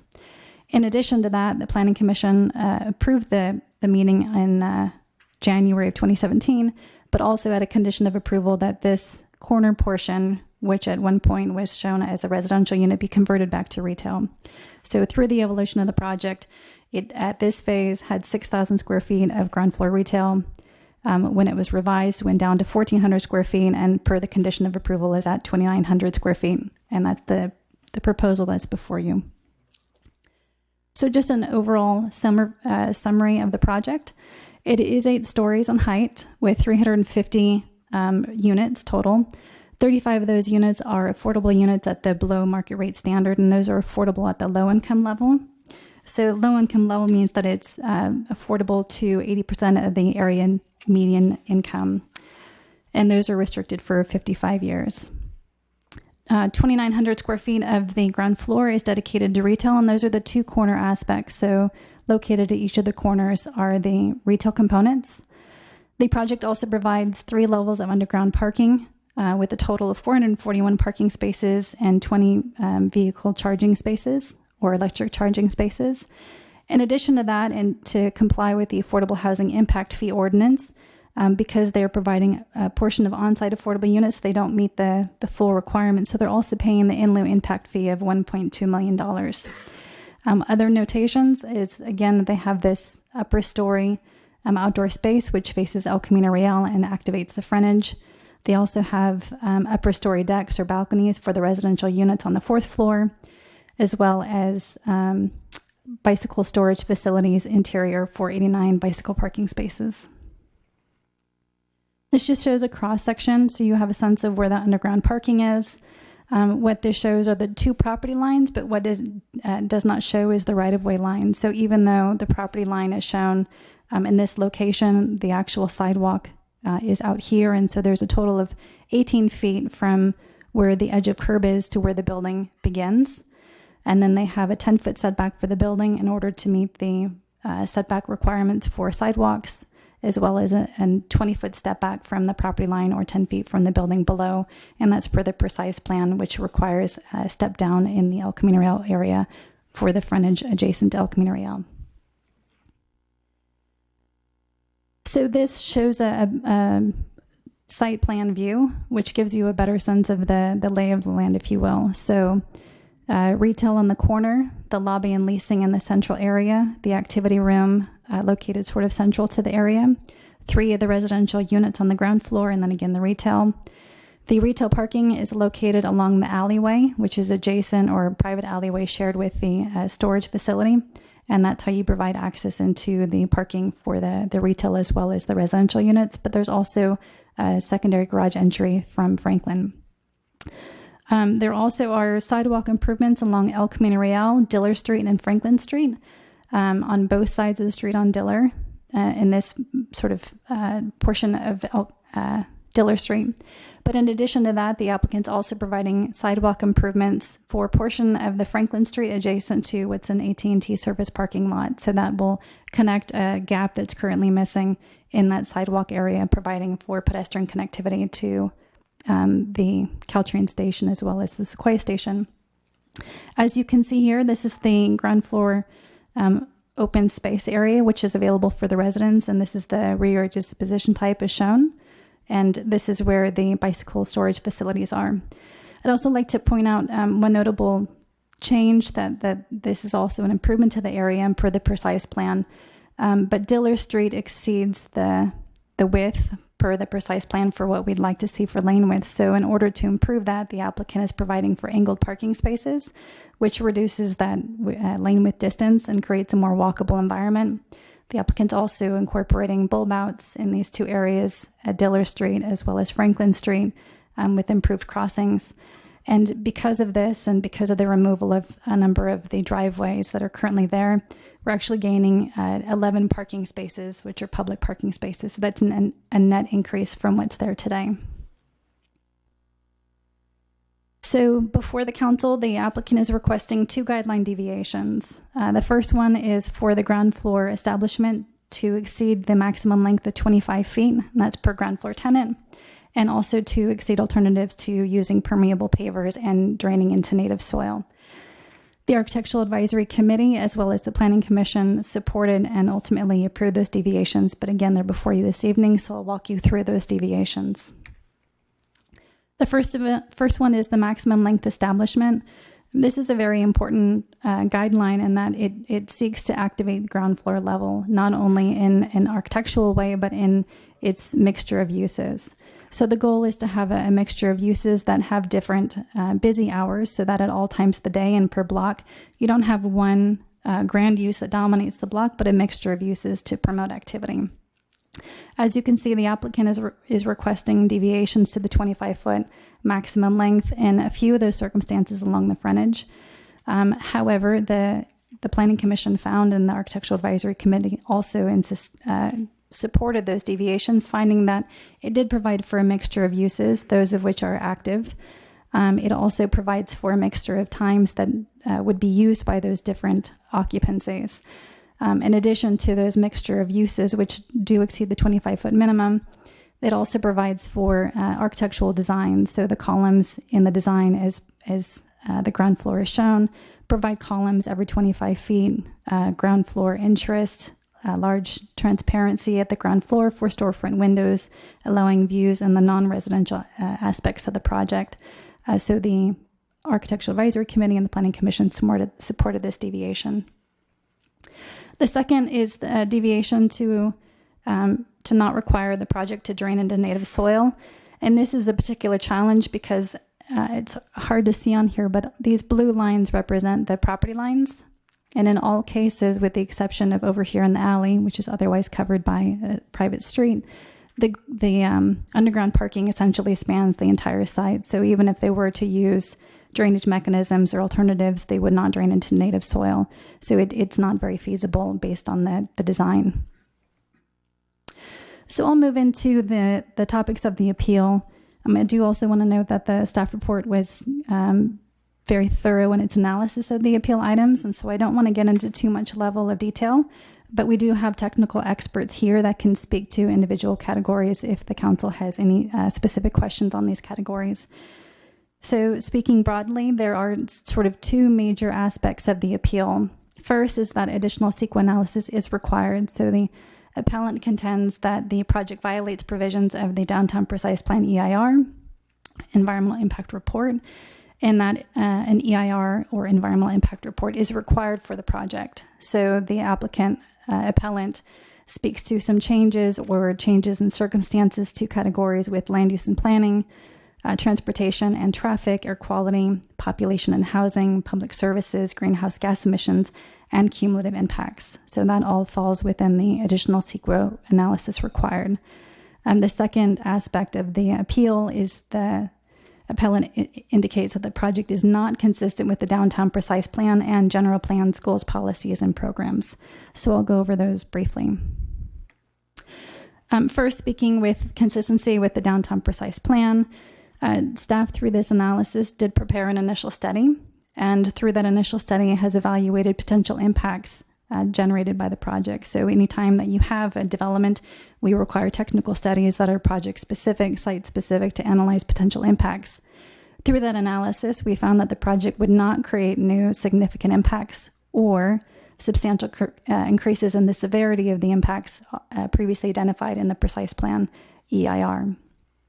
In addition, through that analysis, we found that no new mitigation measures or alternatives were required to reduce any of the impacts to less than significant or to reduce significant impacts.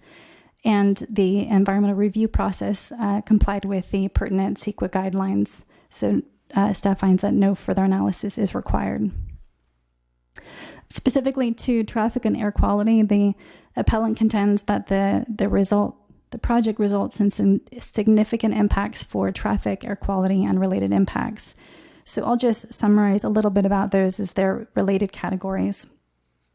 A traffic impact analysis was submitted by the applicant, and it was prepared by a qualified traffic engineer. That was peer reviewed by our peer staff to determine whether or not it was adequate, and we did find that it is adequate. The traffic counts were performed at intersections closest to the project and that are most likely to have significant impacts. The methodology for trip generation rates provided conservative estimates, which is how the project was evaluated, and the count showed that the volumes are below the downtown precise plan EIR cumulative traffic volume projections. Turn lanes and queue spillback are operational issues and are not standard level of service thresholds. However, they were evaluated through the hexagon analysis addendum that was provided as an update based on this appeal and found not to have a significant impact. The mitigations imposed were appropriate for the project's impact and represented the project's fair share. And the downtown precise plan analyzed the carbon monoxide impacts from the traffic volumes at affected intersections at the full build out and found that they would not exceed established thresholds of significance. And as previously stated, the project does comply with the downtown precise plan and therefore also does not generate significant impacts. Other issues relate to rate and pattern of development. The downtown precise plan does establish a maximum allowable development for residential development, and that is a net increase of 2,500 net new units, 375 of which are reserved for affordable units. To date, both the projects that have been built, that are under construction, approved, and proposed calculate a total of 2,321 net new dwelling units, and that includes the 1409 project, which shows that the project falls within the maximum allowable as called out in the downtown precise plan. We've also analyzed project-specific technical studies indicating that there were no new increases in impacts or severity of environmental impacts already established. The city in the construction process does manage construction efforts, and so we evaluate street closures or requests for noise outside of the noise allowance hours or any other major milestones in construction to minimize the impacts during construction. We're also in the process of infrastructure and capital improvement projects to evaluate and prioritize capital improvements to offset potential impacts in the downtown and beyond.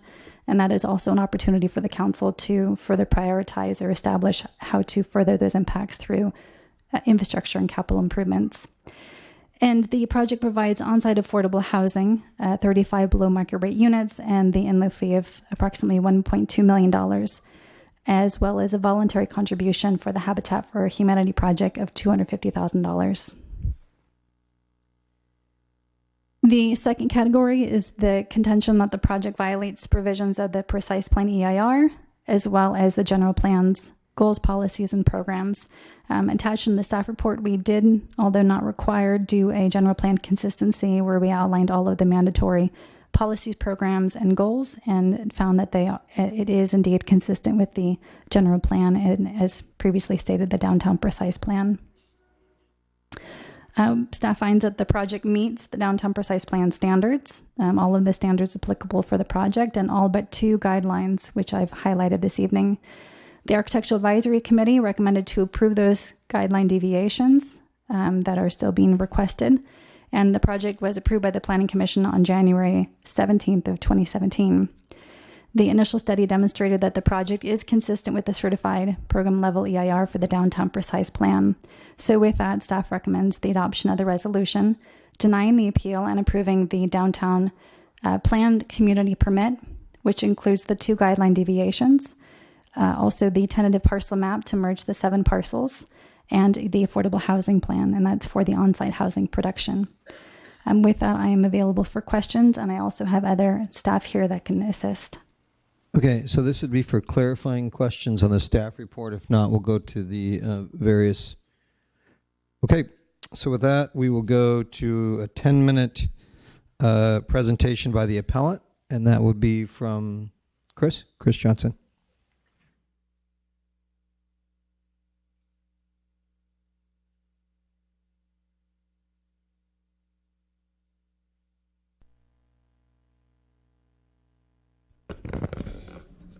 Oh, a clicker.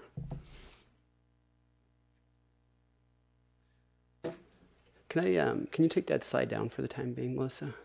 Thank you. Good evening, City Council, City staff, members of the public. My name is Chris Johnson. I'm a 17-year resident of Redwood City. While I recognize the DTPP has been amended back in November to allow council members to call up projects, I can't hide my disappointment that it takes a citizens group spending hundreds of hours filing an appeal for this just to be heard by this governing body. Without question, this project could have benefited from additional review, greater transparency, and increased public participation as outlined in that resolution that was approved last year. This is not how similar projects are getting approved anywhere else on the peninsula. What makes us so different? This project in question is located on El Camino, and Redwood City is a member of the Grand Boulevard Initiative. The Grand Boulevard has some notable guiding principles. 1, preserve and accentuate unique and desirable community character and the existing quality of life of adjacent neighborhoods. 2, provide vibrant public spaces and gathering spaces. 3, encourage compact mixed-use development and high-quality urban design and construction. That's all from the Grand Boulevard Initiative. I'm not certain this project achieves any of those. First slide, please.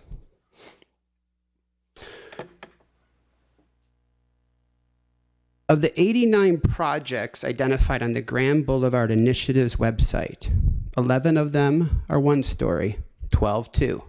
23 of them are 3 stories. 30 of them are 4 stories, 12 are 5 stories, and there's only 2 buildings greater than 5 stories identified on the Grand Boulevard Initiative's website. And that goes back a few years and goes back looking at projects in the process right now.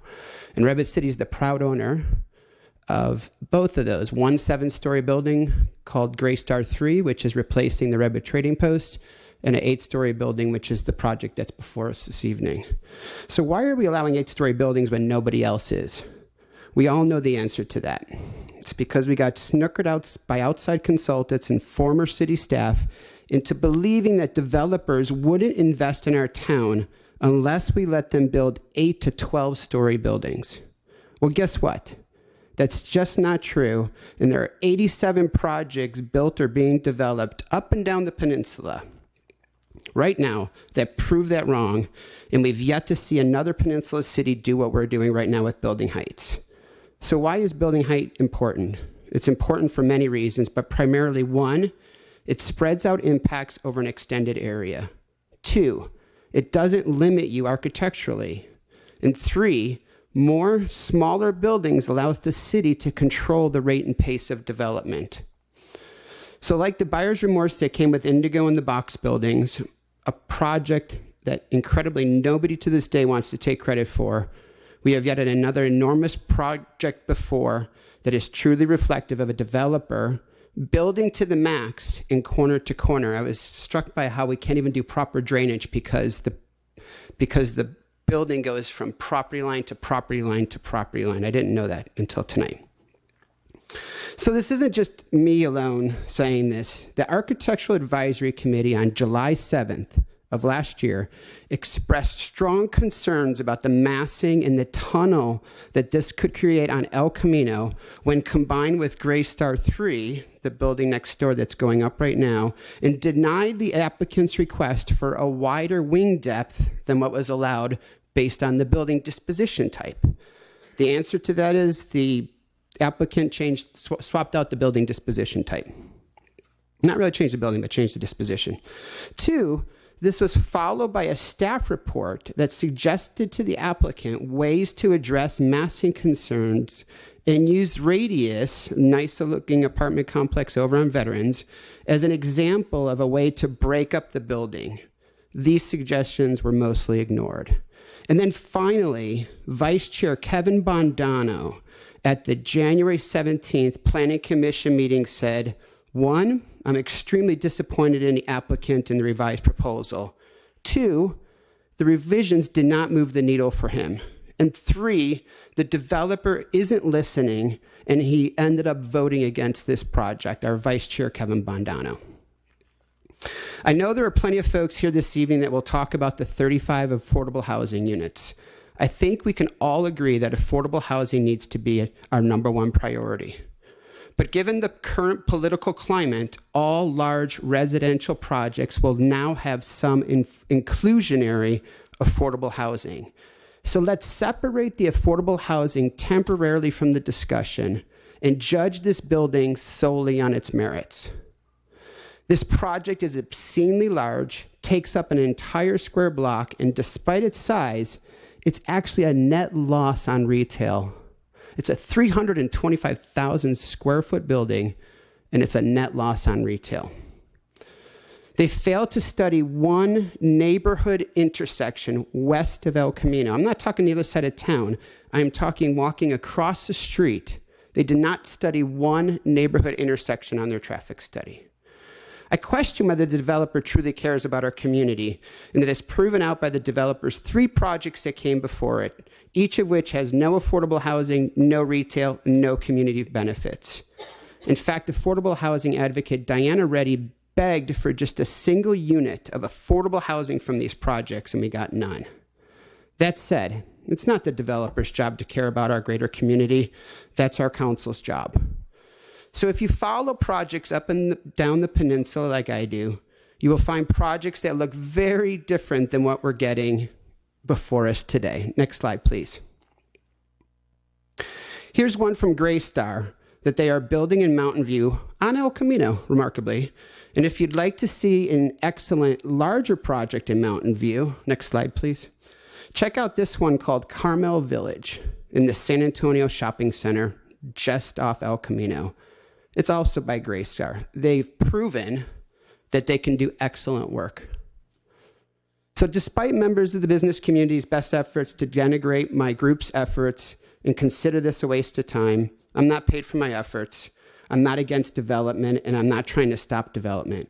Just watch the video from the recent approval of 801 Brewster if you don't believe me. The only things the citizens group wants is what Mountain View, Palo Alto, San Carlos, San Mateo, and Menlo Park are getting. And that's modest projects that respect their historic resources and are a benefit to their communities. So given this building's location and size, this project will be your legacy. Your legacy. Are you truly ready to put your name on this project? Thank you for your time. Thank you.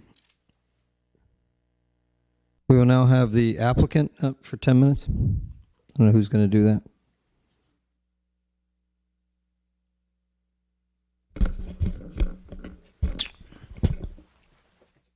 Good evening, Mayor Siebert, council members, staff. Thank you for your time this evening. My name is Jonathan Hayes with Greystar Development. I'll be brief.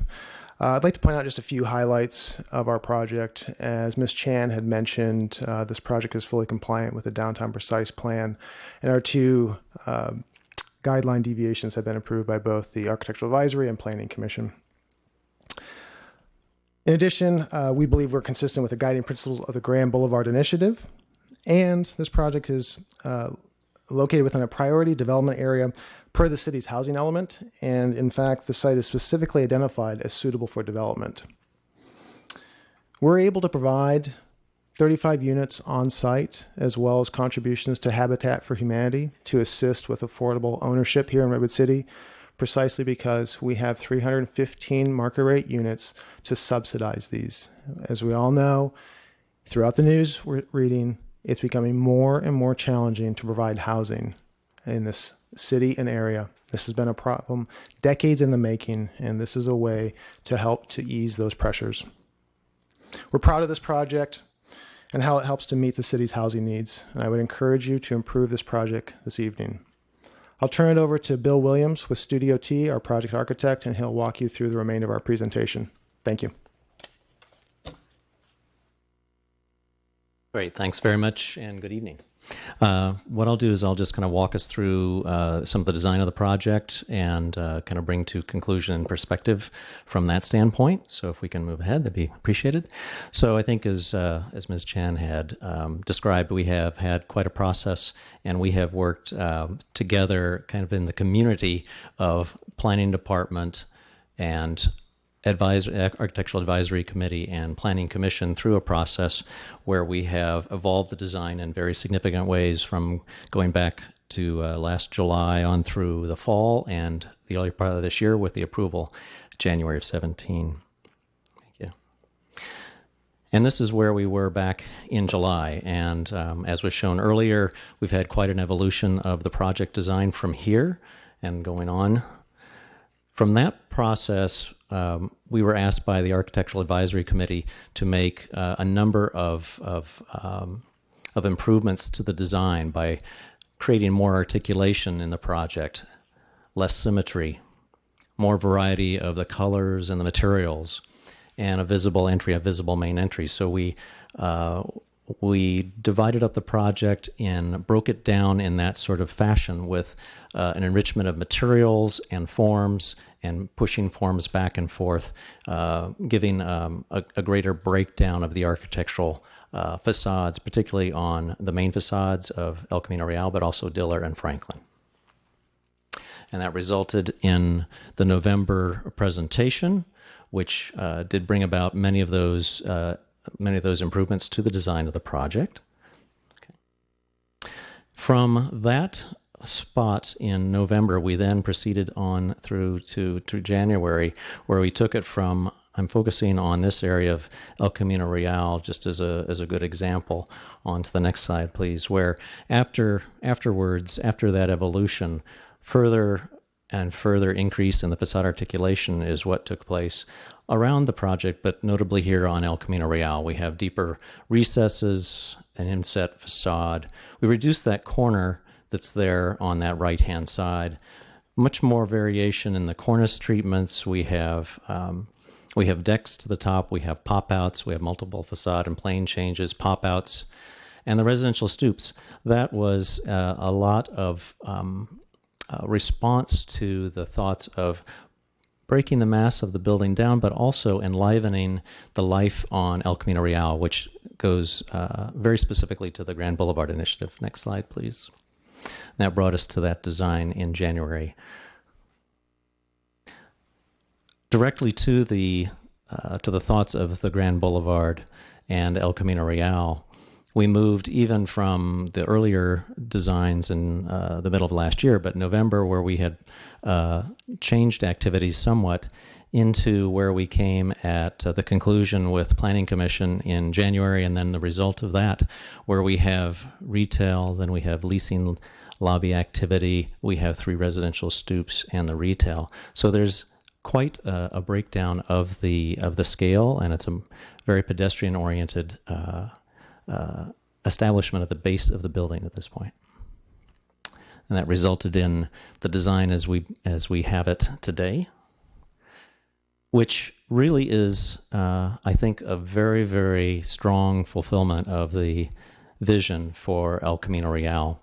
The picture on the upper left is taken directly from the cover of the Downtown Precise Plan, and is actually part of the description of the El Camino Real corridor in the description of the Downtown Precise Plan.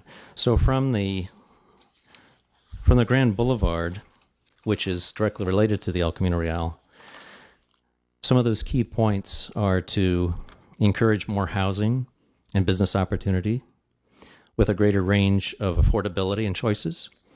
These are words directly from the Grand Boulevard Initiative. Pedestrian-oriented environment and improvement of streetscapes, signature buildings to shape the street, support for transit-oriented development. This is very close to the train station, of course. And then in the vision of the Downtown Precise Plan, expressed whether in words or here visually, civic scale entrances, which relates to this project as well. Grand scale ground level facade composition. These are words directly from the Downtown Precise Plan for El Camino Real. And then in the visual that's right here on the screen, stoops at the residences, which would be in the upper left visualization of that vision, the stoops, which we are incorporated into this project. Grand forms integrated with other terraced forms. You can see them as they step up and a bit back, up to 8 stories, in fact, in the visioning rendering on the upper left. Variations of color and texture in the vision. We're using that in this project design to a very, very great degree. Classical proportions and forms. This is a neoclassic building design, and that's really a strong part of the vision on El Camino Real. And then pedestrian-oriented streetscape. You can see, folks, this is going to enliven El Camino Real, one of the first major steps for that envisionment. So thank you for your time. That's kind of the architectural overview this evening. Great, thank you. Okay, with that, we will formally open the public hearing. I do have about 17 speakers cards. I will be calling you up 2 at a time, which the second name that I call, please queue up behind the other speaker so that you can step right up and speak when it is your time. That first speaker's card Mayor is... Siebert, if I may, before you start on the public hearing, I did want to make a few comments. Okay. Thank you. Proceed. I wanted to inform the council and the public about the Housing Accountability Act. The Housing Accountability Act was adopted by the legislature and was codified in the government code. It's been updated recently. The legislature enacted this law in order to limit the ability of local governments to reject or make infeasible housing projects without a thorough analysis. So now, under state law, the city is required to do a more thorough analysis before either rejecting or denying a project or reducing its density. Some of the findings that the legislature made were, 1, the lack of housing is a critical problem that threatens the economic, environmental, and social quality of life in California. A second finding, there were several, but I'll just read these 2. A second finding, California housing has become the most expensive in the nation. The excessive cost of the state's housing supply is partially caused by activities and policies of many local governments that limit the approval of housing, increase the cost of land for housing, and require that high fees and exactions be paid by producers of housing. As a result of these findings that the legislature made, we now have a statute that requires for additional findings to be made before doing, like I said, either a denial or reducing the density on any project. And I wanted you to have those things in mind, both as you hear public comments and as you deliberate amongst yourselves after close of the public hearing. The 2 findings are that the housing project would have a specific adverse impact upon the public health or safety, and that there is no feasible method to satisfactorily mitigate or avoid the adverse impact other than disapproval or approval at a lower density. Thank you. Okay, with that, we will formally open the public hearing. Again, I will call 2 speakers. If the second person could queue up, that'll make things go a little bit faster and a lot smoother. So with that, my first speaker is Patrick Lowe, followed by Joseph Wilson.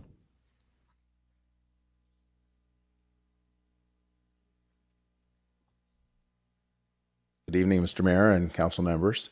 I came to Redwood City in 2001 and started remodeling the Roy Cloud House on Whipple.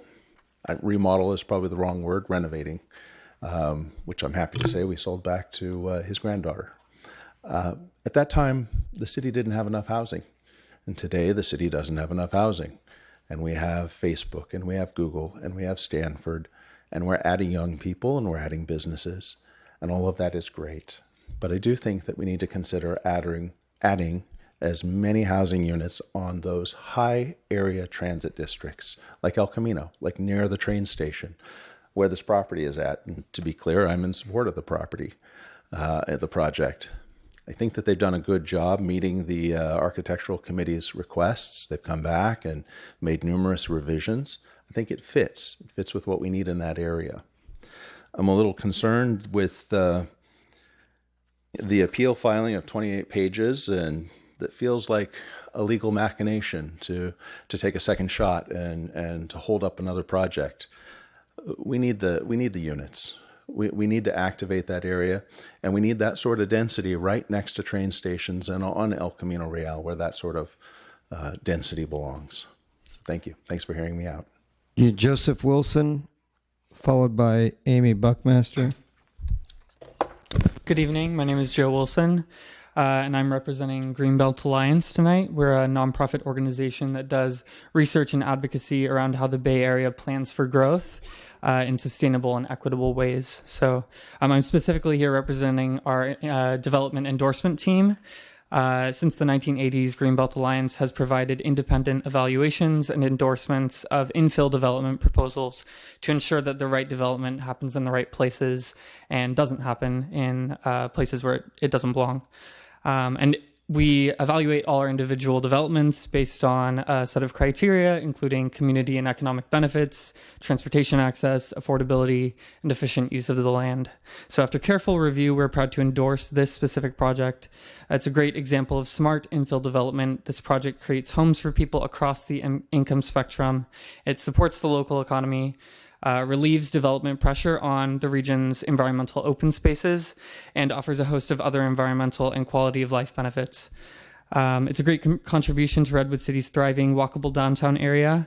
It's located within a half-mile walk of the Caltrain Redwood City Station, and it will extend the excitement and vibrancy of downtown area. And again, it includes 10% affordable homes and makes significant financial contributions to the city's new affordable housing fund. This project is designed to conform to the award-winning Downtown Precise Plan, built with significant community support and which fosters a more walkable place and continues to transform Redwood City into a leader in the region. And we hope that you will support this project tonight and make downtown Redwood City more exciting. Thanks. Amy Buckmaster, followed by Gato Rivera. Thank you. Good evening, Mayor Siebert and honorable members of the City Council. My name is Amy Buckmaster, and besides being a resident of Redwood City, I'm the president and CEO of the Redwood City San Mateo County Chamber.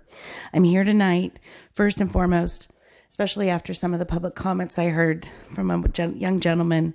Thank you. Thank you for everything you are doing for our community, and thank you for being such leading visionaries. I don't think you hear thank you enough. So personally, thank you.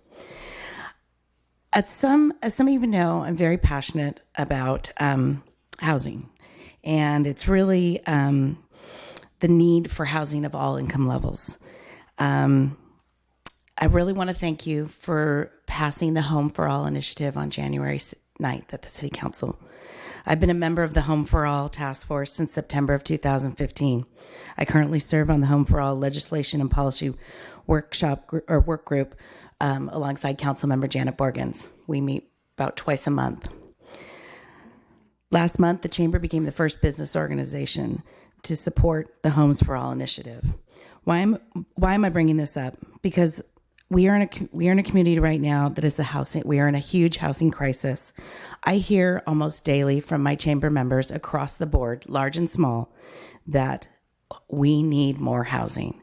I'm going to quote a quote from a letter that was sent to you on Friday from Bill Graham, who is president of Sequoia Hospital. Lack of housing in Redwood City and on the peninsula has made it very difficult to hire, retain critical physicians, nurses, and other clinical staff necessary to support the high quality of care provided by Sequoia and other healthcare institutions in the community. If we are unable to offer housing in the community at a reasonable price, our ability to bring top-tier physicians and staff is significantly compromised. We need more homes. We need homes for all residents of Redwood City at all price levels. Please deny tonight's appeal and move 1409 El Camino Real project forward. Thank you for your time. Gato Rivera, followed by Joel Butler. Evening, Mayor and Council members. My name is Gato Rivera, resident of Redwood City for 26 years. First time speaking, but I actually support the appeal, and reason being, I think we need to look at this a little further. Although it's a beautiful building, it does not fit the character of the city, or definitely not El Camino. 8 stories, to me, it's too large. I live in the area of Oak and Roosevelt and Cleveland Street. The people I know there are mostly blue-collar workers, people that work in restaurants, constructions, and I keep hearing we need new housing and apartments, but these are the people that have kids that will not be able to afford these new housings. They'll eventually be moving on, like my son and daughter. They now live outside of the city perimeter. So I am not happy with this. I think they can do better architecturally, and the 8 stories, to me, does not fit the character of El Camino or definitely Redwood City. I see it as the beginning. It'll be now Jefferson. It'll probably get up to 80, 82 on Woodside and continue from there with the small businesses that are there. I'm sure eventually they'll take over that property and do the same thing. Traffic will be a nightmare. It's there now. I get there on Friday or Saturdays in the evenings. Franklin Street apartments help me because I'll take a shortcut through Maple and Franklin to get to my destination of downtown Redwood City, or of course Hudson Street. And I can only imagine what's going to happen during the construction, and of course once all 350 units are occupied, times who knows how many. So again, I support the appeal. I think we need to look at this a little further because I know we can do a lot better. Thank you. Joel Butler, followed by Chris Leja or Leja. So good evening, honored city council members and others in the Redwood City community. Tonight I'm actually going to read something that our neighbors, the Rollas, wrote. They weren't able to make it here this evening, but they asked that I read this to you. It says, Dear Ms. Chan, regarding the proposed Greystar development at 1409 El Camino Real. As the owner of 127 and 139 Franklin Street, Redwood City, I would like to express my approval of the proposed Greystar residential development under consideration by the City Council. This development will add needed market rate and affordable units in an area that is ideally located near public transportation and the downtown area. The further transformation of this location recognizes the changing needs of our city. I have had the opportunity to review the proposed plan and feel that the architecture and scale of the project matches the surrounding buildings. The proposed Greystar project will result in an amazing residential area consistent in purpose and use. Best regards, Daryl Rolla. Mr. Rolla is the one probably most impacted by this particular project, as he is at the corner of Franklin and Diller, 50 feet away from the proposed development. I've talked to him for 10 years about development in this area.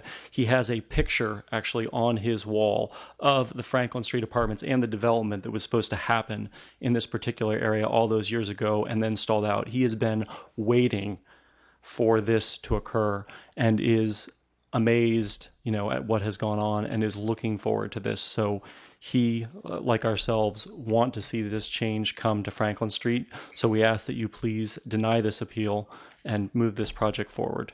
Thank you very much. Chris Leja, followed by Christina Fernandez. Mayor Siebert and council members, thank you. I'm with Habitat for Humanity, and we're here today as a longtime developer in Redwood City. So the local Habitat chapter that I represent as its Chief Development Officer, my name's Chris Leja, is proud to have built 52 homes in Redwood City over the past 28 years. This represents nearly a quarter of the total number of homes we have built throughout our Tri-County service area. And we have done it with strong community support and hundreds of dedicated Redwood City residents that served as loyal volunteers. Habitat for Humanity can only build affordable housing in one of the country's most expensive real estate markets with the support of our community. That support includes corporate, foundation, municipal, and individual supporters who all come together because they believe in our mission and our projects. Habitat's 0% interest, zero down payment model of homeownership has provided local, hardworking families a chance to build home equity and share in the American dream. Families living in Habitat homes have additional positive outcomes in health, education, and economic mobility. And as such, we believe the benefits of stable housing should not be a privilege for a few, but a right for all. Greystar is voluntarily providing a community benefit of $250,000 to Habitat in support of our development located at 612 Jefferson. That will allow us to provide 20 additional homes in Redwood City for families struggling to find housing in one of the highest housing cost markets in the country. I'm pleased to share that 612 Jefferson was unanimously approved at the Planning Commission meeting on March 21st. And we're proud to be one of the first affordable housing projects to be developed within the boundaries of the Downtown Precise Plan, and we're eager to break ground. As we navigate the housing affordability crisis, we need to look at providing long-term solutions that stick. In the Bay Area, wealth stratification is becoming a critical problem as families continue to be pushed further and further out. We commend Redwood City for prioritizing the production of more housing and strongly support Greystar's mixed income development at 1409 El Camino Real, which will also include 35 additional affordable housing units. Thank you. Cristina Fernandez, followed by Tanya Soleil.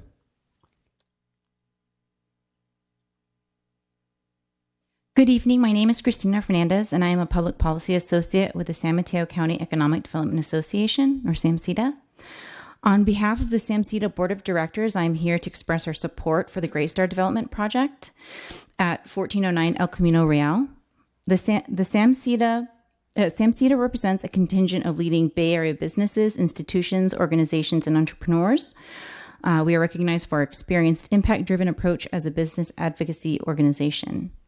Our members see housing costs and the inadequate growth of housing supply as the biggest threat to our regional economy. The region's employers are finding it increasingly difficult to attract and retain top talent in the Bay Area due to the high cost of housing. The priority for every city in the region should be to create housing opportunities for people at every income level. This may include new construction, partnerships with affordable housing developers, support for Habitat for Humanity projects, shared housing concepts, accessory dwelling units, and other innovative ideas, including the middle housing concept being championed by Berkeley-based Opticos Design. Redwood City, through its extensive community engagement and planning processes over the last 15 years, is a leader in the production of all types of housing. SAMCEDA acknowledges and appreciates these efforts on behalf of our members and stakeholders, many who live and work in San Mateo County. The Greystar development is aligned with Redwood City's Downtown Precise Plan and the Multi-City Grand Boulevard Initiative. It is a mixed-use, transit-oriented development close to employers, retail services, and entertainment. Again, on behalf of SAMCEDA's Board of Directors, I urge your support of this project. Thank you for your consideration. Tanya Soleil, followed by Brian Hale. Hello, council members. I am Tanya Soleil, a resident of Docktown in Redwood City. I am struck by the dichotomy between the city and the state's stated desire to improve life in Redwood City and the state of California for existing residents by, among others, really improving the housing jobs imbalance and decreasing traffic, and your effective actions.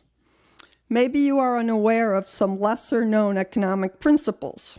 For years, economists thought that the price of goods and services was a simple function of supply and demand. That thinking assumed that the more supply, the lower the price. The reality, however, has turned out to be much more complex. In 2009, two economists, one from the University of Toronto and one from the University of Pennsylvania, decided to compare the amount of new roads and highways built in different U.S. cities between 1980 and 2000, and the total number of miles driven in those cities over the same period. They found that there is a perfect one-to-one relationship. The more roads, the more miles driven. The economic theory that explains this reality is the theory of induced demand. Induced demand is the concept that says that instead of supply being the driver of pricing, the more there is of something, the more people want it. So the reality is that the more expensive housing you create, the more that people that can afford expensive housing come to Redwood City. The more you add high-end stores in Redwood City, the more high-end consumers come to Redwood City. Essentially, you drive out those that don't consume whatever it is you are providing, replacing them with consumers of the goods you are providing. While I wish I could say you really don't know this, the reality is that when it comes to roads, you trot out this information. But when it comes to housing, you don't. You aren't solving a problem. You are actually doing the very opposite of what existing residents need and want. Just this week, we learned that almost half of Bay Area residents want to leave the Bay Area. Given what we know of induced demand, this is not a surprise. Approving high-end projects after high-end project is how a city loses economic diversity and becomes gentrified. It is time to prioritize all existing residents. Please approve this appeal. Brian Hale, followed by Nori Jaba. Good evening, Council. Thank you for your service. I just want to say that off the go because I know a lot of late nights and a lot of hard work, so thank you. I'm here to voice my support of this project and urge the Council to deny the appeal. I had the opportunity this past week to sit down with some members of the community at a dinner at Sequoia High School, and many of you were there. I had the opportunity to meet a number of the young members of the community who are living here, and I asked them about about what it was like trying to find somewhere to live, and they expressed stories that were just not only the cost, which is obviously very high, and the need to have roommates and to share space. Also, the just sheer lack of availability, like the amount of hours that they had to spend driving around, like trying to get one into see like the one apartment that was available in a building before someone else had already signed a lease, literally hours after that unit had been made available and posted on a website, just struck me as a clear sign of how there is a huge need for housing, and we just do not have nearly enough. And I also think that the project has, I want to point out the affordable housing being on site and part of the development. There is one of the, I was able to hear from the Habitat from Humanity team at a dinner recently, and they told me about how much of a difference it makes when someone is able to get to live in a low-income unit that is mixed in with high-income units, and how that can make such a huge difference in their life. And so I think it's really important that the low-income units are mixed in and combined in the same building so that people have a chance to mingle with their neighbors, and those gives them economic opportunities that they wouldn't otherwise have. So I'm a huge supporter of this project, and I would urge the council to approve it and to deny the appeal. Thank you. Nori Jaba, followed by Father Ulysses. Thank you. I'm Nori Job. I'm a resident of Redwood City. I'm not working on this project. The downtown precise plan took a long time to implement. There was a long visioning process and goals that we developed for the Downtown Precise Plan as a community. This project adheres to that vision, and it adheres to the policy set out in the plan, in the Downtown Precise Plan. And as you implement the Downtown Precise Plan, I think it's really important that we honor the policies that are in there. And saying no to a project that meets the plan just seems completely wrong. Why do we have the policies if we can say no because we don't like something that's already prescribed in the Downtown Precise Plan and that adheres? So this project also provides housing that we need, and I really agree with the speaker that just spoke. Having it implemented as part of having the affordable units with the market rate units is really important and a wonderful asset for the community, and we can really use those affordable units. So this appeal, to me, doesn't seem to be about this project at all. The appeal is really about the Downtown Precise Plan and some community members who don't like the vision and goals in that plan. But those are our policies that we approved as a community, and we need to stick to them. So I hope you deny the appeal. Thank you. Father Ulysses? He had to leave. Okay, thank you. So let me reorganize here. Marilee Robinson, followed by Tim Bauman.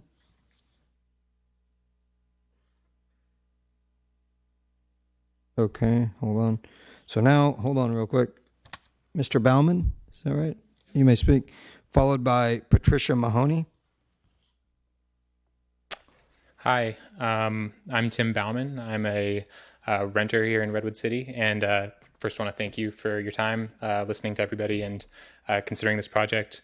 Also, thanks to staff for all the time you put into analyze the project and the appeal. I'm in support of 1409 El Camino because of, first, the environmental impact. I think having dense development, housing in the downtown of Redwood City is going to encourage people to walk, to take Caltrain, to take buses, which is going to reduce the number of miles they drive, reduce the traffic compared to where if they lived, farther away and had to drive in here for their job. And it's going to, they use less electricity, less water. There's a bunch of different environmental benefits. And then the second benefit, of course, is the housing shortage, which has been brought up a number of times here. We need to do a lot as the Bay Area to address this. And I think the solution is we need more housing. And this development is great because it has a mix of affordable and market rate housing. It also has this voluntary donation. So it's just, I think, just so many benefits there, and we'll have a big impact. The sooner we build it, the sooner we'll start addressing this problem. So thank you. Patricia Mahoney, followed by George, Zahariev.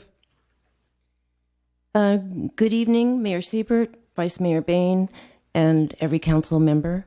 I'm Patricia Mahoney, a longtime resident and a homeowner here in Redwood City. I have read the appeal, all 20-some pages of it today, and I support the appeal fully. I feel that the appeal contains many compelling facts and observations that deserve careful consideration by council. Though the small component of affordable units is laudable, it is not enough to offset the many problems with this project, in my opinion. We deserve a better project for this key location. We will have a project, and we want to make sure that we get the right project. I urge the council to uphold the appeal and to work with the developer to create a better project. Thank you. Thank you. George, help me with your last name. Zahariev. Okay, I was close. Hi. So my name is... Hold on. Followed by David Weekly. Continue.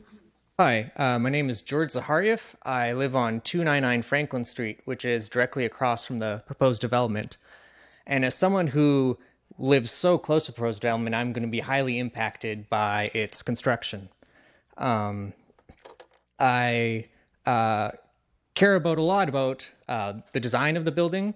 And when I saw that it was proposed, I looked at the plans and was pleasantly surprised to see that it has active street frontage across the entire building. And unlike some other buildings in Redwood City, which unfortunately had exposed at-grade parking structures, this building has retail, lobby units, townhouses, which are set back for additional privacy, which as a pedestrian really improves the street level environment and makes a more attractive and appealing building. I do like the size, massing, height, and architecture of the building. As someone who lives right across the street, I'm going to have to look at this every time I go to work, come back from work, go to the shop. I'm going to be looking at this when I'm in my common area of my building and I'm looking across. I would much rather be looking at this building than the 68-foot windowless storage tower, which is currently there. I don't know if this is the thing that Chris Johnson wants to preserve, the view of this building, I don't know, but this is a very attractive building, which I would much rather be looking at. If you reduce the massing and size of this building, you're going to need to reduce the amount of units that are there, which means less people can live in Redwood City in the Bay Area. Less people can take advantage of the economic opportunities here. Less people can enjoy the beauty of the Bay Area. You're going to reduce the amount of affordable units that are being supplied, which at 35 in this building are almost 2 Habitat for Humanity projects. So the one that the Planning Commission just approved last week. You're going to reduce the affordable housing impact fee, and you're probably going to lose the $250,000 contribution to the Habitat for Humanity project. Now, more people living here is going to allow for more customers to visit the retail spaces in Redwood City, which will improve the economic environment. And something that was brought up quite often was traffic impacts. Now, as I mentioned earlier to the council in a previous meeting, I don't own a car. My roommate doesn't own a car. That my 2 other friends who also live in my building both don't own cars, because the whole point of living downtown is I can walk to the train, transit, shops, services, etc., and you simply don't need to own a car. But these are just anecdotes. What's the actual data? And your staff actually analyzed my building specifically and found that 42% of morning traffic is using alternative means, which means does not use a car. So a lot of people are using alternative means when using these new buildings, because the whole point of living in downtown is that you don't need to drive. Now, your very competent staff has recommended that you reject this appeal and that you approve this project. And as someone who is going to be highly impacted by it, who lives right across the street from it, I urge you to accept the project and reject the appeal. Thank you. David Weekly. Am I last, or is somebody following me? Yes, you were last. All right. Honorable council members and members of the public, my name is David Weekly. I am the proud father of 2 young boys born here at Sequoia Hospital and husband to a very successful mother of those boys. We own a home by Red Morton about 6 blocks up from Jefferson, up from Whole Foods. If you have seen the Redwood City is Awesome lawn sign, that was my terrible artwork on that. I made them because I do think this city is awesome. And no place is perfect, but this is one of the best places I've ever found. And it's not just for the weather. I love Redwood City for its vibrancy, the energy downtown in the square at the Salsa Festival or Movies on the Square. I like that I know my neighbors and have a mix of folks like Camel on one side, who have been there for decades, and Jonathan on the other, who only moved in last year. The mixture of these roots that grow deep, as from a redwood tree, to provide cultural continuity and the invigorating water of new minds and energy flowing into the city give it neighborly vibrancy I've found nowhere else on the peninsula. So how can we accommodate, quite literally, those who love this place as their home and wish to remain here forever, alongside those who would leave their distant lives behind to put brains and brawn into lifting the city yet higher? Our city has built out nearly all of its available land, and lacking a generous grant from Cargill, we cannot build elsewhere, except up. So up we shall go.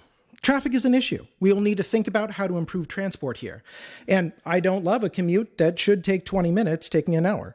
I think there's great promise in making a walkable city, not only with great public transport, I got to see this firsthand in Boston where I grew up, but also having more dynamic relationship with cars. Many of my friends in San Francisco have forgone car ownership and are using ride-sharing services like Lyft and Uber for short trips and City Car Share and Zipcar for longer ones.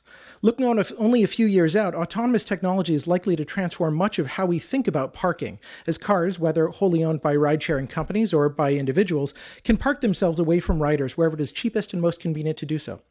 We will also need to attentively reinvest in public infrastructure as we grow: schools, police, fire departments, and utilities. But this whole area's history is nothing if not a testament to the ability of a society to grow quickly and build something beautiful and enduring. I have no ties to the developers behind this project, but I support the construction of this building at 1409 El Camino, and I encourage the council to embrace the city staff and planning commission's recommendations in approving the same. Thank you. Thank you. That concludes my speaker's cards. Do I have a motion and a second to close the public hearing? So moved.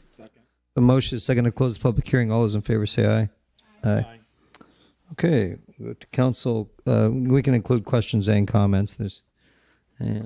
Mayor, may I ask, before the questions and comments begin, could we actually take a short break? We received some information from the appellant shortly before the meeting started, and we need to clarify a couple of items in that in order to continue with the... All right. Was 5 minutes enough? Well, hold on. That would probably be depending on whether 10. they can come up with the information. Thank you, though. Yeah. Is 5 minutes enough? We'd prefer 10. Okay, 10 minutes. We'll take a 10-minute recess. Thank you.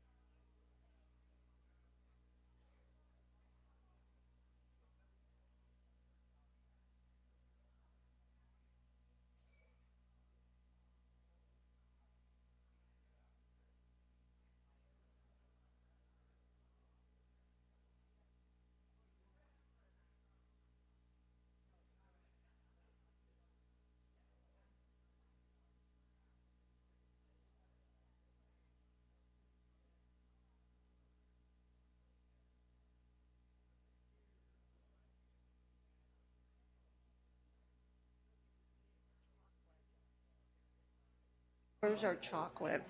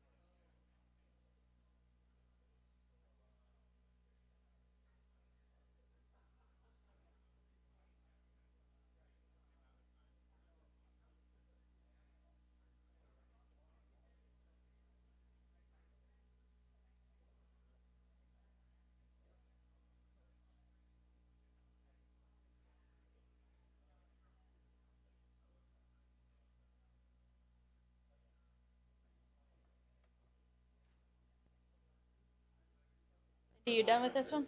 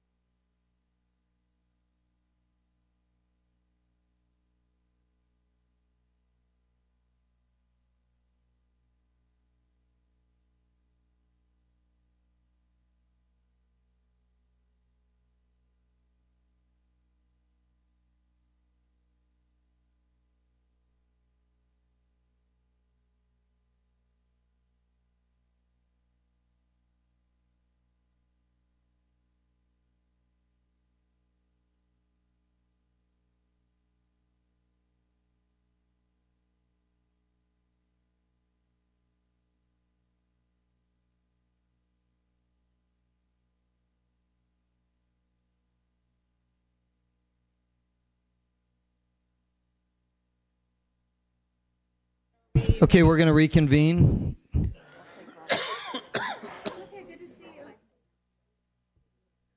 You can take your seat. Okay, with that, I'm going to turn it over to our city attorney, Veronica Ramirez, who will explain what's next. Thank you, Mayor.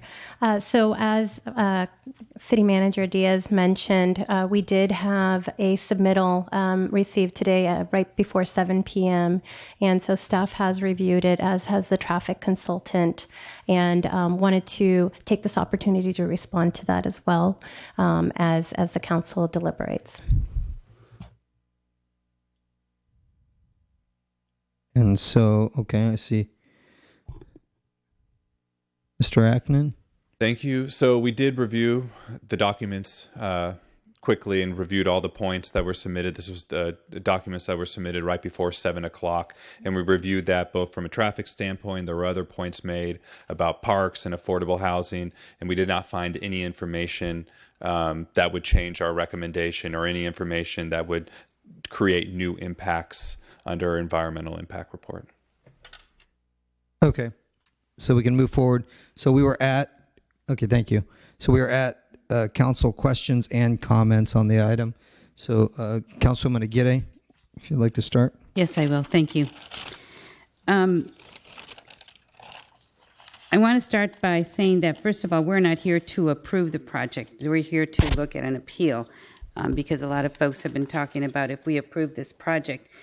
And I also want to say that a lot of cities in the Bay Area are suffering what we've been doing. You just drive down El Camino right now and go from Belmont to San Mateo to all the other cities.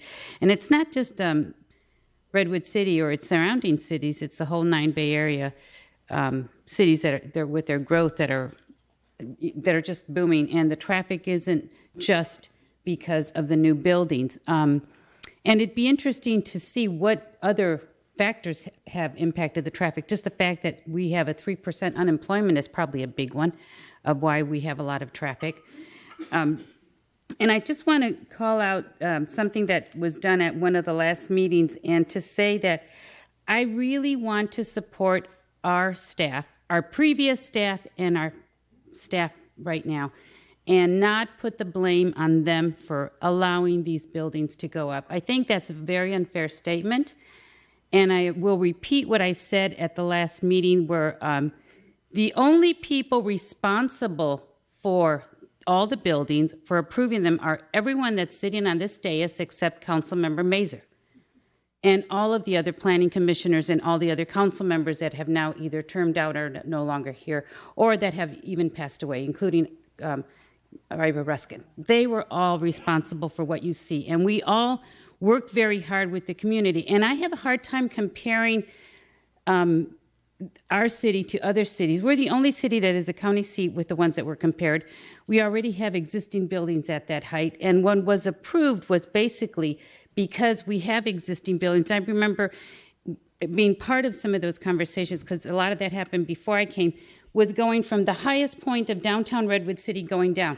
So that's where we started from, and the community was part of that conversation and that approval process. So all of the things that, I want to make some comments that sometimes when people say things, it sounds like it's the gospel truth, and I want to make sure that folks know that all of these conversations that happened didn't happen last week when we approved one of the buildings or one of the others. And when we were asked what is our legacy is to look at all of these projects and to be able to say, I am happy with what we have been approving or what we're not approving today. And I have a few questions that I wanted to ask both the developer and the staff. So for the staff, what is a shelf life for a general plan or a downtown precise plan in cities similar to ours? What is the shelf life? I mean, we keep hearing, you know, this is an old plan, it doesn't work anymore. What is the shelf life? And I know there are many things that have happened even since we did it with the economy. It was down when we were approving it, it came up. But what is a general shelf life of a plan? Could be anywhere from 10 years to 20 years. There's also been comments made about the entire caps being built out quicker than what was expected. The I think as you go through the caps, yes, the residential has come on quicker, and so has the commercial, the office cap, but then you also have the retail cap and the hotel cap that have not come on. So I think you will see full build out in that 10 to 20 year time period. And one more question. What has had significant impact on these plans? Is it all the things that you were saying? Correct. And I think your point, I think from a traffic standpoint, the thing that affects traffic the most is unemployment rates. And when you have low unemployment rates, there's a lot more traffic than when you have higher unemployment rates. Okay, thank you. I'd like to ask the developer, what traffic mitigations did you specifically look at when you were thinking? I know you've talked about some of the things that you're doing with, having places for bicycle, but when you were thinking, and I know a lot of you meet with us and talk to us about some of your concerns, and, as a council, when you were saying, okay, this is going to be on El Camino, right by Jefferson, how are we going to mitigate? Some of the concerns are traffic, some of the concerns are this, some of the construction. What mitigations were in part of your plans, if any?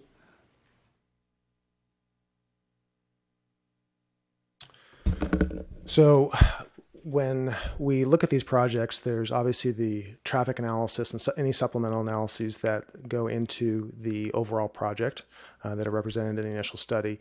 Beyond that, there are also elements of the transportation demand management plan that we would enter into with the city. And elements of that can range from, for example, walkable to obviously Caltrain or transit, accessibility for alternative modes of transit, easy access for bicycle parking, information on ride sharing, van pooling, things of that nature. So those mitigation measures are addressed and codified in that transportation demand management plan. Great, thank you. When you were discussing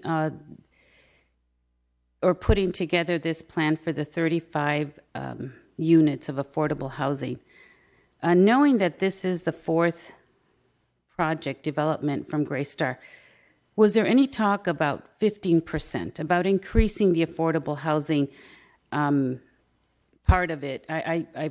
We've heard from Habitat, they're grateful for what you're doing, and also the 1.2 million. But as I look at what you heard tonight and what we know about affordable housing, has there been any conversations about, and what impact would that have on the development of increasing the affordable housing? For me, that's one of my priorities, and I want to know why we're not going there. I know that the plan doesn't make you do that, but I'm looking to developers to look at things. This is not the way we started in phase one. We are looking at a lot of issues that we need to address now that we're in this phase of development, and I'm looking at ways for developers to really be part of our community and give a little bit more in that area. So when we originally conceived this project, our initial application was submitted back in December of 2015.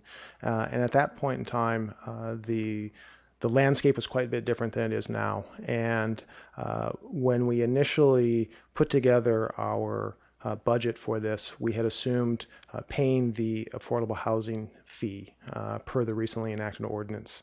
And it was only midway through our planning process where it became clear of the city's focus and priority on production of on-site housing, given the challenges of trying to undertake that as the city on its own behalf. And so it was midway through that we made that decision. That was a significant shift in the overall direction for the project. And I say that because it has meaningful and material financial impacts. And we're always balancing the needs of what we think is financeable as well as what we can offer to meet the city's goals. And so at that point, that's when we offered the 35 units. That was the most we could offer given the circumstances from where we had started previously. Okay, thank you. I'd like to see more, but thank you. Councilwoman Mazur. Yeah. I guess the mic sat idle for too long. Has to spring back to life. Okay, I have a few questions. Actually, if you wouldn't mind going back to the podiums, I have a few more questions for you, and then I have a few questions for staff. So I do want to follow up on the question that Councilmember Aguirre asked about affordable housing, and appreciating that you made a shift to add 35 units. What's the cost per unit of building? I'm assuming in a building like this, it's not going to be that, it's going to be the same cost to build a unit, whether it's affordable or not affordable, but maybe I'm wrong. So could you tell me a little bit about that? Sure. Obviously, there's multiple components that go into the cost of producing housing. There are your fixed costs for actually building your building, and that's always changing. There are your soft costs, your costs for your architects and design team and legal team that go into that, as well as land. And so those are always shifting. And as we all know, it's extremely expensive here in the Bay Area. The biggest number is your land component, right? And it really drives a lot of those costs, in addition to your hard costs. So to answer your question, it depends on the construction type. So a wood frame building. But for this particular project, you guys have a budget at this point. So what's the cost per unit? It could more or less, like what's the cost per studio or one bedroom or? Well, yeah, we would look at it on a per unit basis, and it would be north of $600,000 a door. So the reason I ask that is because you're also paying a $1.2 million affordable housing impact fee, and I think what I probably could speak for everybody on this, but you can raise your hand if you don't agree with me. One of the things I do appreciate is having a mixed income building. And if the cost is approximately going to allow you to have 2 more units, I think that would be preferable for me. The other thing I had asked staff about a while ago, but it was a while ago, so I don't know if there was a chance to talk about this, but the idea of providing mixed subsidized housing, for lack of a better way of saying it. So the idea that potentially, one of the things that we have as a big challenge in this community is housing for our very low income residents, but also housing for our moderate income residents. So new teachers, our custodians who work in schools, some city staff, people who are working in the service industry in this community who also can't afford market rate housing, but could afford some deed restricted moderate income housing. And so I guess what I would like to see is, could there be a shift in how you're thinking about the mix of units in your building, so that it might be able to, I understand that you have investors and different financial considerations, but I guess I'd like to see some consideration for somehow changing up that mix just a little bit, to see what we could do to provide more affordable housing for our residents at different levels. Actually, I really think that our community could use different levels of affordable housing. So that's my one comment. My next question for you is on the retail. And I appreciate that you've had to shift the amount of retail given input from Planning Commission and various other boards and commissions that you've been in front of, several at this point. And I'm curious, given the amount of retail that it's come to at this point, what are you expecting to be in there? And what's sort of reasonable to continue to move forward with? I mean, at a certain point, does it become de minimis? And does it make sense to just put in another unit, as you've done on the south end, I think, of the project? So any comments on that? Sure.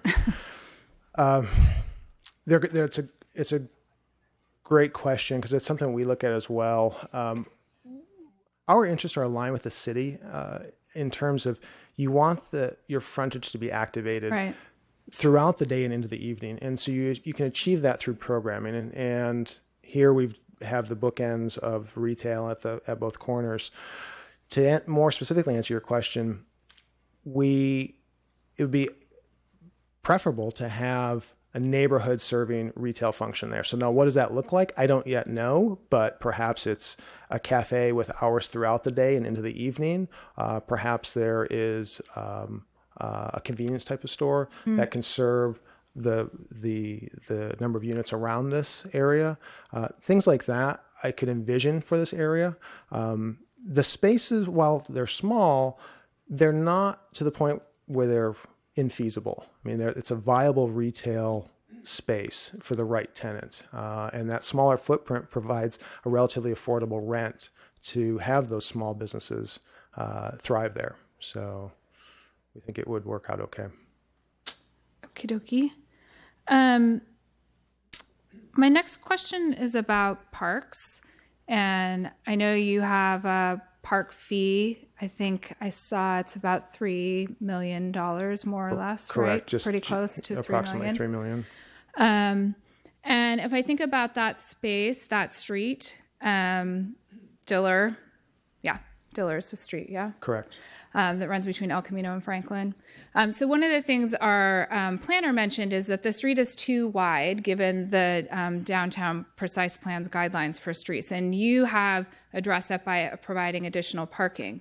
But given that you are building the building just to the north of that and hope to build this building to the south, is there an opportunity to put in some work with the city to put in some sort of either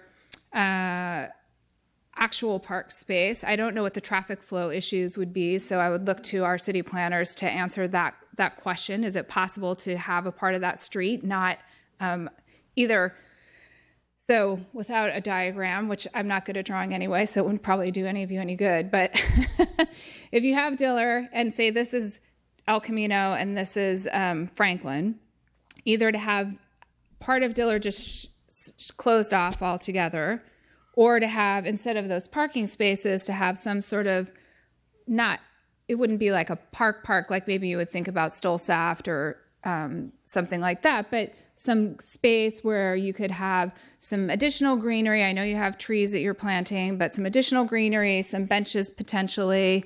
Oh, thank you. Thank you. Something that could make that space be actually realizing some of the additional goals of the downtown precise plan around spaces where people can gather. Yeah. And I think that's good. That works. Yeah. So that space where maybe you could do where I guess I'd like to ask if you could look at either where those parking spaces are, or maybe half of that street, once you get past your loading dock, if that could also be some sort of space that's for the community. I appreciate that you have space for your residents inside, and I also understand that, if I were living in one of those spaces, I may not want strangers just sitting right outside my door. That's in my yard. But we're building, if we move this project forward, we're building 2 large buildings without really any additional green space. And I would really love to see if there's something we could do to do that. So I am not a planning expert, so I don't know, again, what the traffic implications are or anything like that. But I think maybe I would hope that there's some possibility to consider that and see how that might work out. So I don't know. I sort of taking you off guard, Lindy, so I don't know if you want to comment or if you just want to write it down and get back to us later, or if you have any thoughts. If you don't, that's fine. Certainly a creative idea, so something we hadn't considered. We would certainly want to think about it from a safety aspect of having people recreate or even passively in close conjunction to a roadway. Yeah. And as well as the sort of the width that you could actually gain something that would, what we don't want is to create unusable space or something that would then become a nuisance. Right. So it would certainly want to be something that could be actively used, and so we would have to look into it further. Yeah. No, I mean, that makes a ton of sense. But even if it's maybe on that street, the sidewalk gets widened all the way to the width of whatever the parking spaces are, something like that. And then you've got a little bit of separation. Anyway, I think I've shared enough of my thoughts on that. But that's just a question to consider. I think it could benefit the residents who are already living there and potential new residents if this building moves forward. Let's see. I think I kind of have a general question about the traffic studies, how we think about, I don't actually question the counts that you've done, and I agree with Councilmember Aguirre. The reason we have professional staff is because we are not experts in transportation or planning, as I've repeatedly stated from my position here. And I rely on you guys, and I trust you to provide us with information and to answer our questions when we have them. I think our job is to ask questions and sort of get additional information when we need it. So I guess my question just really is, how do we think about how far out you go when you're doing a traffic study around a new building, recognizing that there's studies within the downtown precise plan already, and what the downtown precise plan specifically states is that there is no mitigation needed for level of service getting to, I think it's an F, right? That we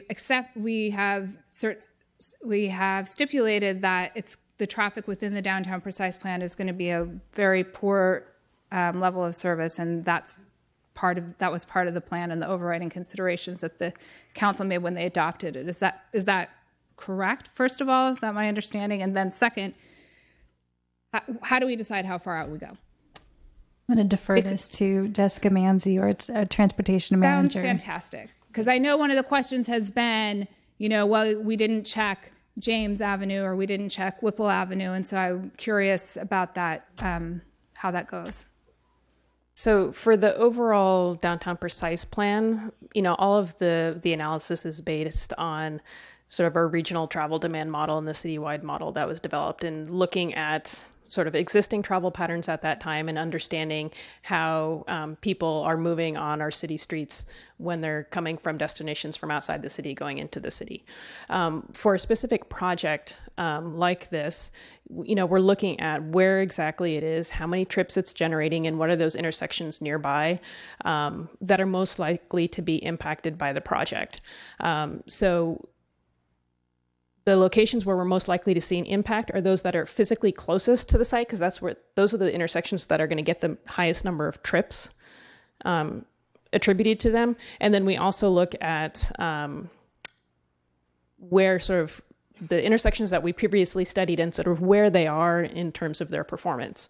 So if we have an intersection that's right next to the site, but it's at a level of service A, to get it from an A to an E, which would be required for an impact, that's a big jump. Mm-hmm. And so it's less likely that we're going to be looking at it. So it's that combination of how is it performing now and how many trips do we expect it to see. So the farther you get from a site, the more dispersed those trips are going to be and the less likely it is to have an impact.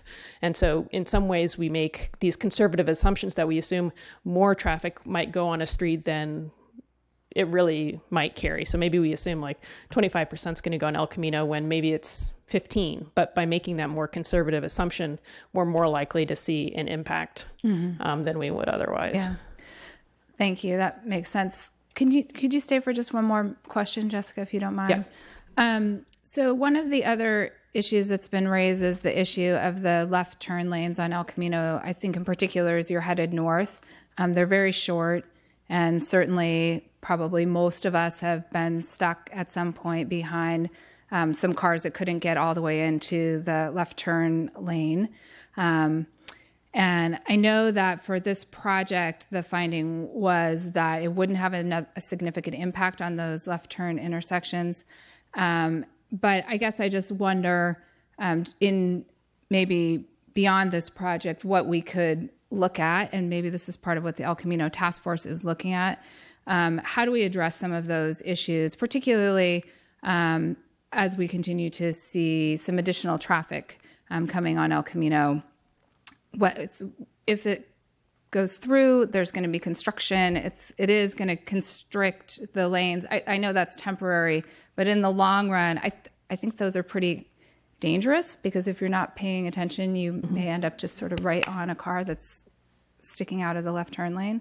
Mm-hmm.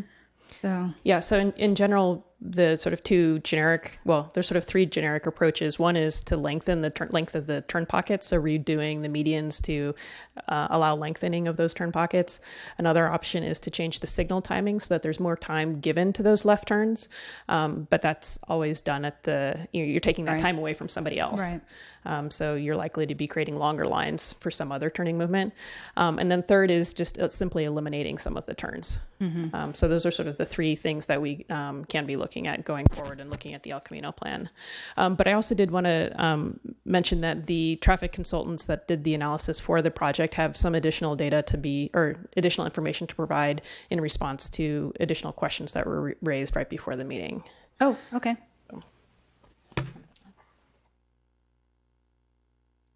Hi, my name is Michelle Hunt. I'm with Hexagon Transportation Consultants. We did the traffic study for this project and have also for a number of other projects in Redwood City and some of the surrounding communities. In the appellant's most recent submittal with questions to the city, one of the topics that he addressed was a list of projects that he suggests were not included in the traffic analysis that was done. And that's what I wanted to speak about. There's three sort of categories of these projects. Several of the projects that he lists were actually included in the project traffic analysis. Those are the developments at 1629 Main Street, the Broadway Plaza project. Those were both included in our near-term analysis and are listed in the list of projects included in the background scenario. Also, the Stanford and Redwood City project phases 2 and 3, while those are still speculative at this point, as I'm not aware of any pending application. The Stanford, all phases of the Stanford project were included in the cumulative analysis, the year 2030, that was completed for the downtown precise plan. So that full development was also already considered. Secondly, there are two projects listed that are quite small. One is at 735 Brewster, that's 18 residential units, and at 910 Woodside Road, that's 10 residential units. These are small enough where they would not have an appreciable effect on the intersection operations. Just for your reference, 18 dwelling units would generate roughly 10 trips total. So when you spread that out over your intersections, you have literally 2 trips here, 3 trips there. And lastly, there's a few projects that we did not include in our near-term analysis, but they are within the downtown precise plan area and have been therefore included in the cumulative analysis because it looked at the full build out of the downtown precise plan. And then I will just point out that one of the projects that was listed, that was at 851 Main Street, is exceeding the downtown precise plan development limits that have been established, and so therefore because it's requiring a general plan amendment and a zoning amendment, it will have its own EIR, which will address the impacts of this development along with all the other developments, including the 1409 El Camino project in the traffic study that's done for that project. So I just wanted to go over that information since that was something that was just newly brought up. Thank you. I haven't seen any of those questions because I can't read stuff that comes at 5 to 7. So, quick question about the number of bicycles. So maybe, Jonathan, you could get up again. It's a minor detail, but there was a discrepancy in some of our reports. In most places it said you had space for 89 bicycles, but then in one place I saw it said 95 bicycles. So can you help me? My understanding is that I believe it's 89 bicycle parking spaces are required. So if there's another number that's referenced, that might be an error.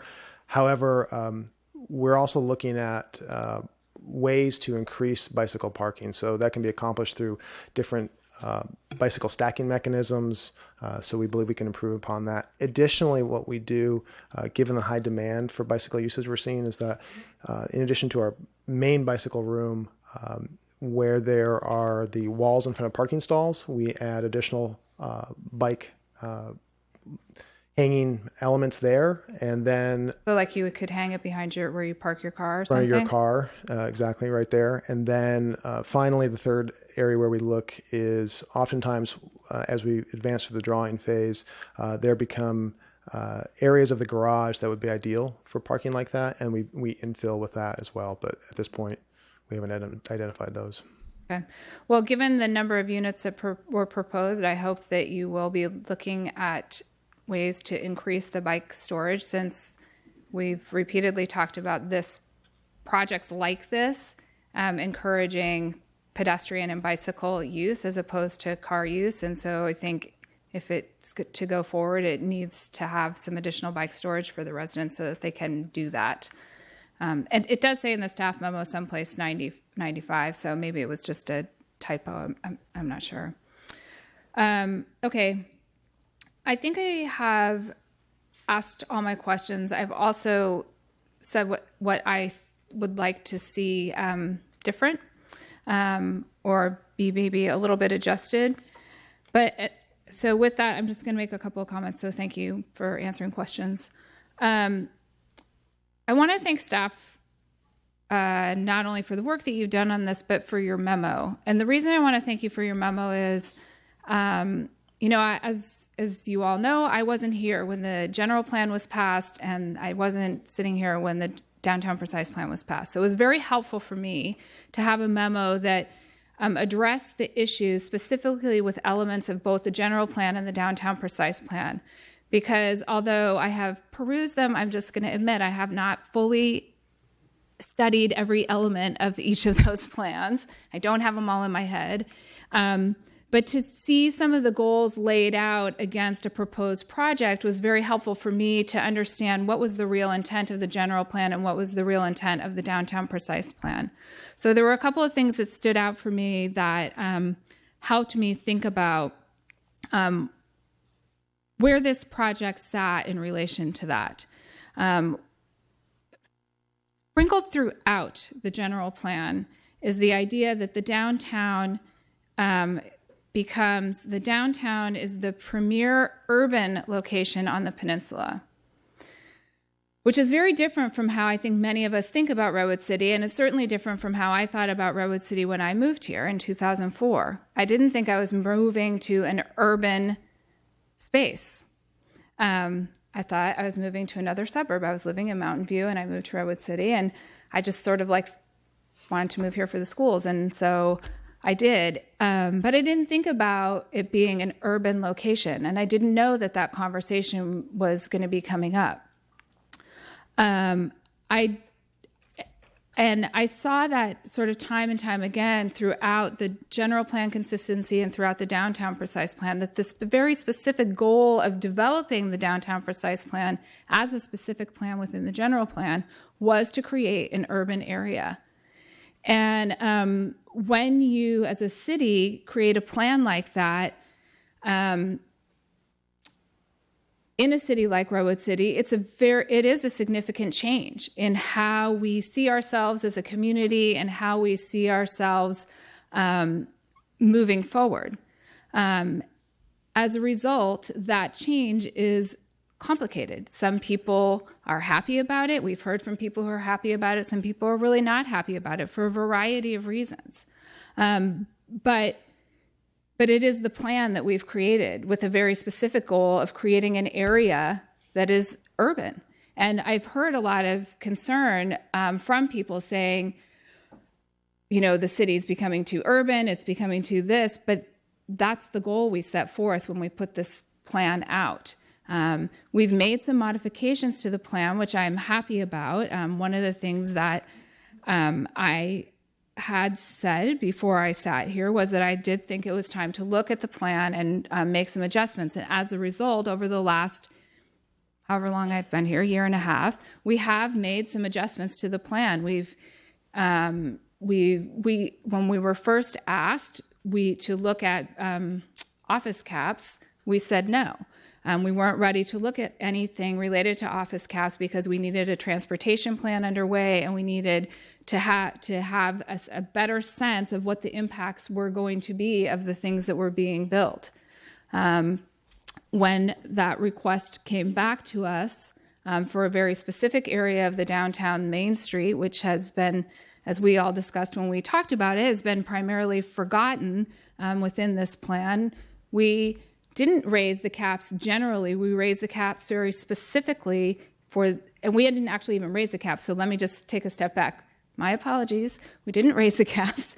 We initiated a study to see if we were going to raise the caps, but with the goal of having it be very specific to one specific project, not a general raising of the caps for a whole bunch of new office to come in. We've held managing growth study sessions. We have talked about parks and architectural design. We had a pretty extensive conversation about not having any more modern buildings being built. So if this building had come forth as a modern building, I feel pretty confident that that would have been a flat out, we need you to go back and look at the different type of architecture. With that, I would say I will be interested to hear what my colleagues have to ask and what they have to say. But from my perspective, given the plan that we've developed, with the changes that I have said that I would like to see in the project, I feel like this project meets the goals of the plan. And I also appreciated the update on the Housing Accountability Act because I wasn't aware of that. So thank you for keeping us in line. But that's sort of where I stand. I've expressed my desire for additional affordable housing, and I've expressed the desire to have additional park space. The last thing I would say, I really do like this height step down on the southern end of the building. I would like to know if that's possible to do on the northern end of the building. And I will stop with that. Okay, Councilwoman Borgens. I have a couple of questions. So Jessica, I start with, okay. So we've heard a lot about how this is close to the Caltrans, and so could you take me from this development to Caltrans? To the Caltrain station? Or to the Caltrain station. Sure. Take me there. So I think the vast majority of residents that would be living here would likely walk up Diller Street and then hang a left at Franklin, cross Jefferson at the light at Franklin, and then walk through Sequoia Station to get to the train station. I think that's the most direct path that they would take. And what about if they're biking? That's probably the same route a cyclist would take too. So they would bike through Sequoia Station. Okay, so how far are we off in having the bike lane on El Camino? I'd say a long it's way. Very unknown, right, at this point. Yeah, but given the sort of the back roads that you can take, as it were, to Sequoia Station, I think most people would choose that over El Camino. Okay, thank you. Okay, and then Aaron, I have a question.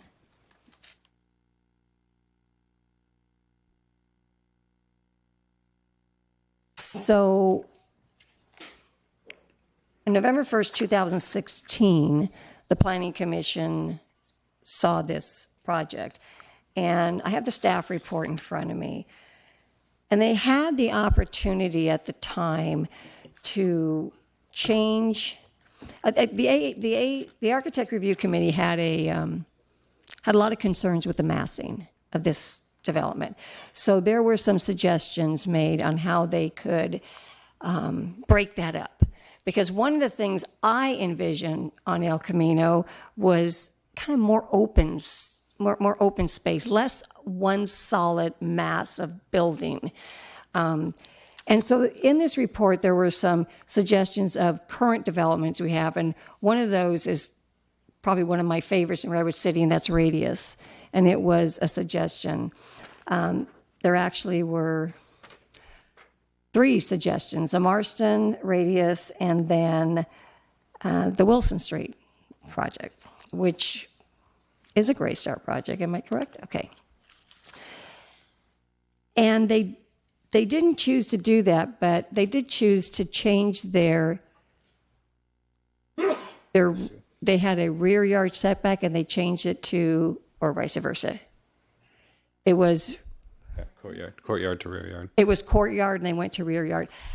How easy is that to do? Is that just a flip? Is it something that we allow? Explain it to me. Lindy knows the details of this more, so I'm going to pass this question to her. The change at the disposition type from the courtyard to rear yard did require some modifications to the building layout and the design, specifically the configuration.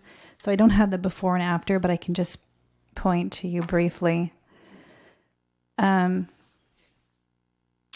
in the corner, essentially, there are certain requirements for a rear yard disposition type and the amount of square footage, the amount of openings to allow for light, air, and circulation. And so it required a reconfiguration of sort of the back corner to make it conform to the rear yard disposition type. So that back corner, that the rear yard disposition type needed to be... Essentially, this corner here was the corner that was modified the most.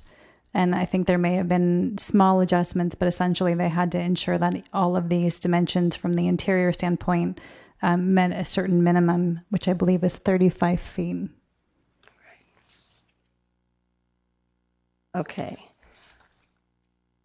So the massing was never taken into consideration? There, with exception. So one of the other comments from AAC was the denial of the wing depth deviation, partially to see if there would be opportunities to increase the amount of open space on site, but also for opportunities to provide for additional articulation in the massing. And in that revision, they did provide for increased stepbacks or setbacks of this lobby area here. So they were able to recess that somewhat in making these adjustments. Okay, so a recession, it's called a recession when you step back, that is enough to validate that change? I mean, to me, I'm looking at it, okay. It's a secondary... It's a secondary thing. It's sort of independent from the open space, but in adjusting these dimensions, that was a side effect that they were able to bring forth in response to AAC comments. Okay, so could this site accommodate a building such as Radius or Marston? Could it have fit that design into that? If you had taken the let's say the Radius project, would it have fit in that style, that architect, that? So the applicant never explored that option. Mm-hmm. So we have not gone through a study or analysis. I think that the distinction here is that Radius had envisioned a drive-through to physically break up the projects, and I don't think that that type of a drive-through would necessarily be accommodated here. If it were to have a breakthrough, it would be more on the pedestrian scale. It'd be on the pedestrian scale, right? Correct. So a more narrow break, but we haven't seen any proposals or haven't had the chance to evaluate it. So we've not done any analysis of that alternative. Okay. Thank you. Sure. And then the applicant. I have a question of the applicant. So knowing the climate in Redwood City, and you've done quite a few buildings and developments in our community, and knowing the angst about all of the traffic impacts, and you did exactly what was necessary. You did what was required. Did you not consider branching that out and doing like the traffic study for James Avenue and Broadway? Because it didn't have to be done, but it is right there. We've got the school there. We've got the high school there. We've got the Caltrain tracks. We're talking about, the availability, the easy way of getting there. I mean, did you ever think of branching out and answering the community's angst with that? So when we started the process with our earlier projects, at that time, supplemental traffic studies weren't requested. What we've done since then, as the cap was being close to fulfilled for residential, we started working with city staff to identify supplemental analyses to go hand in hand excuse me, with the downtown precise plan EIR and that underlying traffic study. So we would work closely with staff to identify needs at the time based on the information we had to conduct the analysis. So you did exactly what was required. Okay. And when you first submitted this project, how many units were there? I don't have it off the top of my head, but it's grown over time. Our initial application we had put in was at 315 units. Mm-hmm. And then as we were preparing to resubmit our application for public hearing, it became clear of the city's desire to really, in earnest, evaluate on-site production of housing. And so it's at that point. Affordable housing. So that's when you added the affordable housing and boosted it up to 350. Correct. Instead of paying the fee. Okay. So at 315 and 10%, that would have been 31? Well, at the time, at 315, we were evaluating paying the full fee and nothing on site. Okay. Thank you. So I'll make my comments. My problem is this: I feel this building is up in my face. I feel it's too big for El Camino. I looked at the Grand Boulevard design, and I walked around town, and I looked at our developments around town. Some I like, some I don't like. Beauty's in the eye of the beholder. We can't like everything. But what I feel I'm missing with this is the feeling of Redwood City. This is really big, and it's bigger than the one next to it. So we're getting these big blocks. I would like to see something more soft, broke up. I'm not against the housing. We need the housing. I'm not against the developer or the development.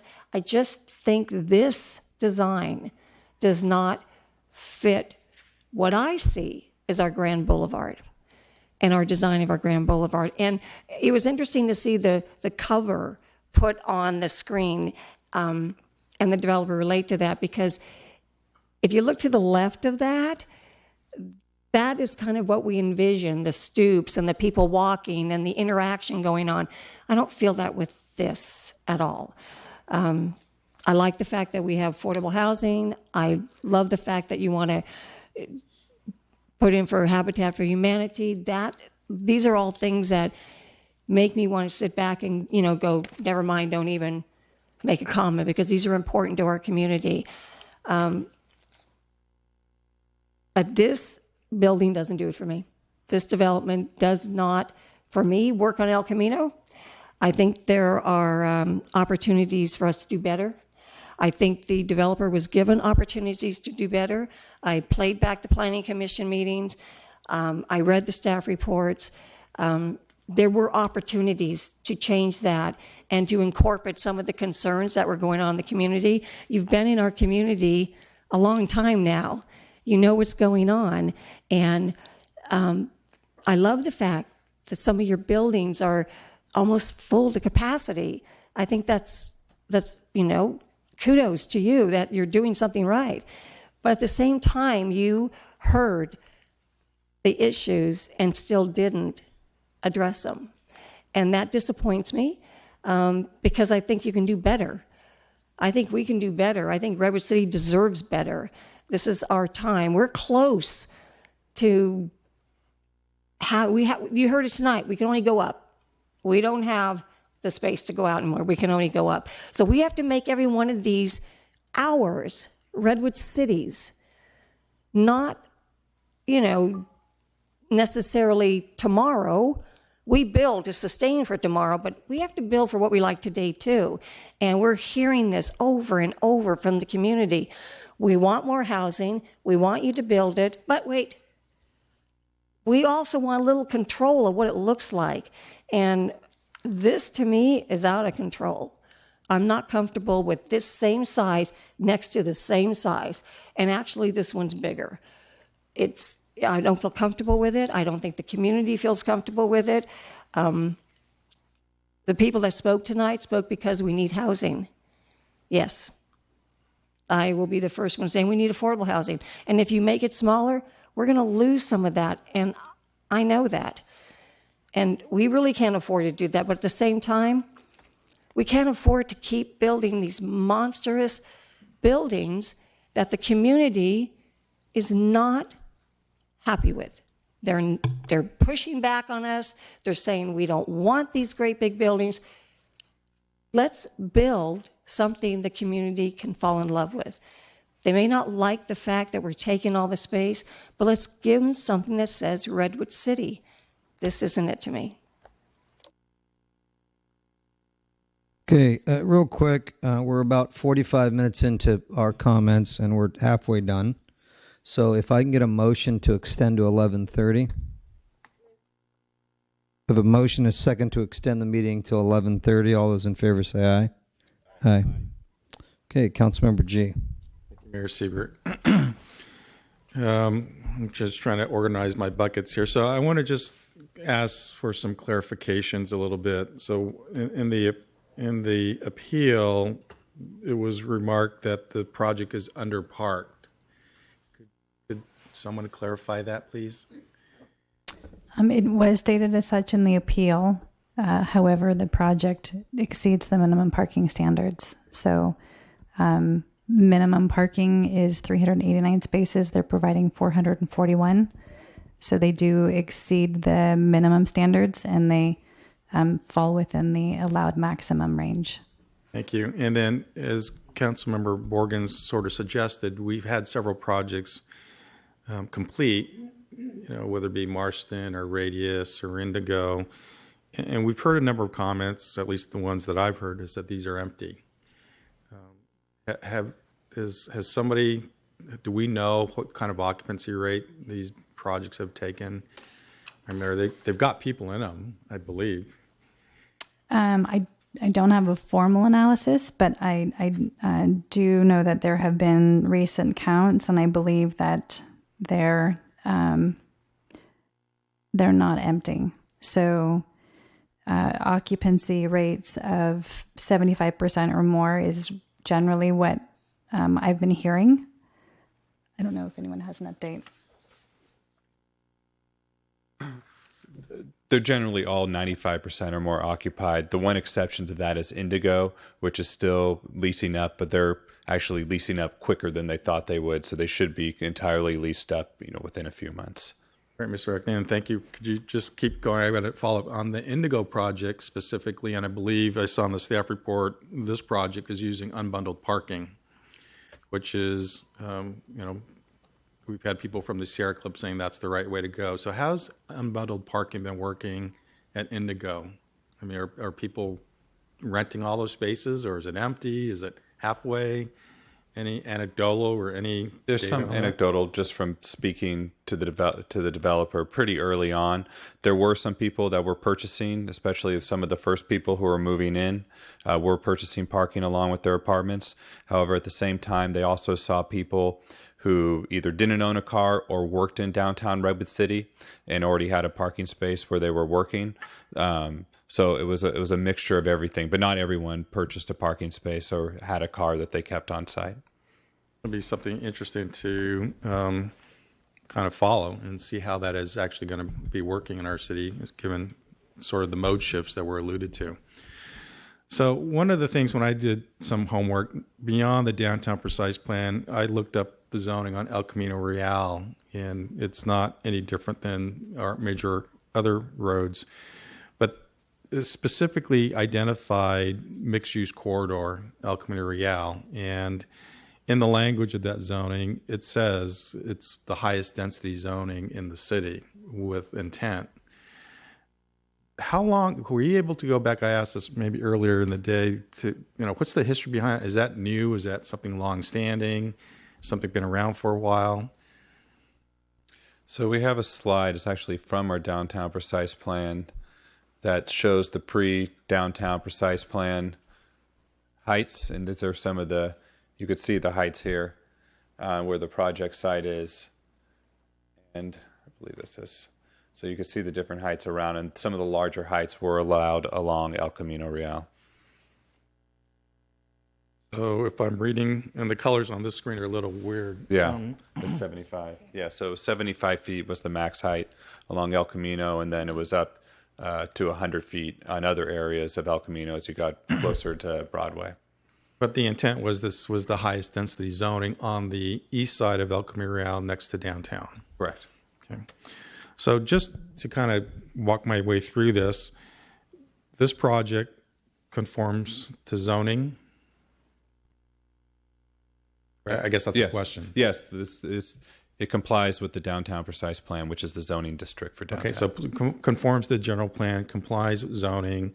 We've always had these conversations. Now with the adjustments to the design, it complies with the downtown precise plan standards. Correct. In total. Correct. And it had requested and got approval to deviate from 2 guidelines, which are not requirements or mandatory, but they're strong suggestions, or they're suggestions that you have to go through a certain process in order to get a recommendation for approval for. Okay. And my understanding too is a new building, it will be built to the current building standards, so Cal Green or something equivalent to it, so this will be at least equivalent to a LEED Silver project. Correct. Dual plumb to accommodate recycled water when it comes. And do they comply with our housing impact fee ordinance? They do. They're going to comply by a combination of on-site affordability and payment of an in lieu fee. Yeah, and if I do my math right, if there's 35 units and with regard to on-site, let's call it $600,000 per unit, that's at least $21 million of on-site construction. If that's the question that Councilmember Mazur asked. Plus the 1.2 million, plus the 250,000, that's sort of the magnitude or order of magnitude of their. It is, and they will get some offset because people who pay lower income qualified rent still pay a rent. But if you look at the subsidy required, it's probably about $250,000 to $300,000 per subsidy for those affordable units that are providing on site. So that's in the 7 to it's a lot of subsidy involved, even if you don't include that full 600,000. Right, but it's also deed restricted for 55 Correct. Years. Deed restricted, and I've commented on this in previous meetings. There's some posts on social media that affordability only means a 10% reduction for 4 or 5 years. I've actually got a call from people who are in affordable housing now who read that and were scared that they were going to get kicked out of their affordable housing because they read stuff online and they think it's true. So no, this is deed restricted for 55 years, deeper affordability. It's at the low income level. So you're looking at roughly market rate units for 2-bedroom. It's for people who earn. Do we have the slide there? Yeah. See if we have here. You could check out the rents. Market rate 2 bedrooms are going for $3,500 to $4,500. These would be at the $2,200 for a 2-bedroom, and you could earn up to $98,000 for a family of 4. So it's significantly less than market rents, and for generations, it'll be available for affordable housing.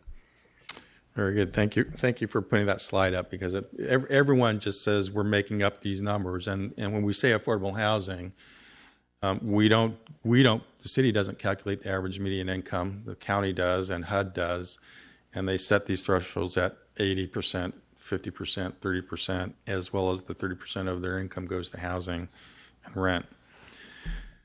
Let me just jump in and make my comments here, and the changes have been difficult for some and exciting for others, and we put a precise plan in place. We put a general plan in place for a reason, and as well as the downtown guidelines and the standards.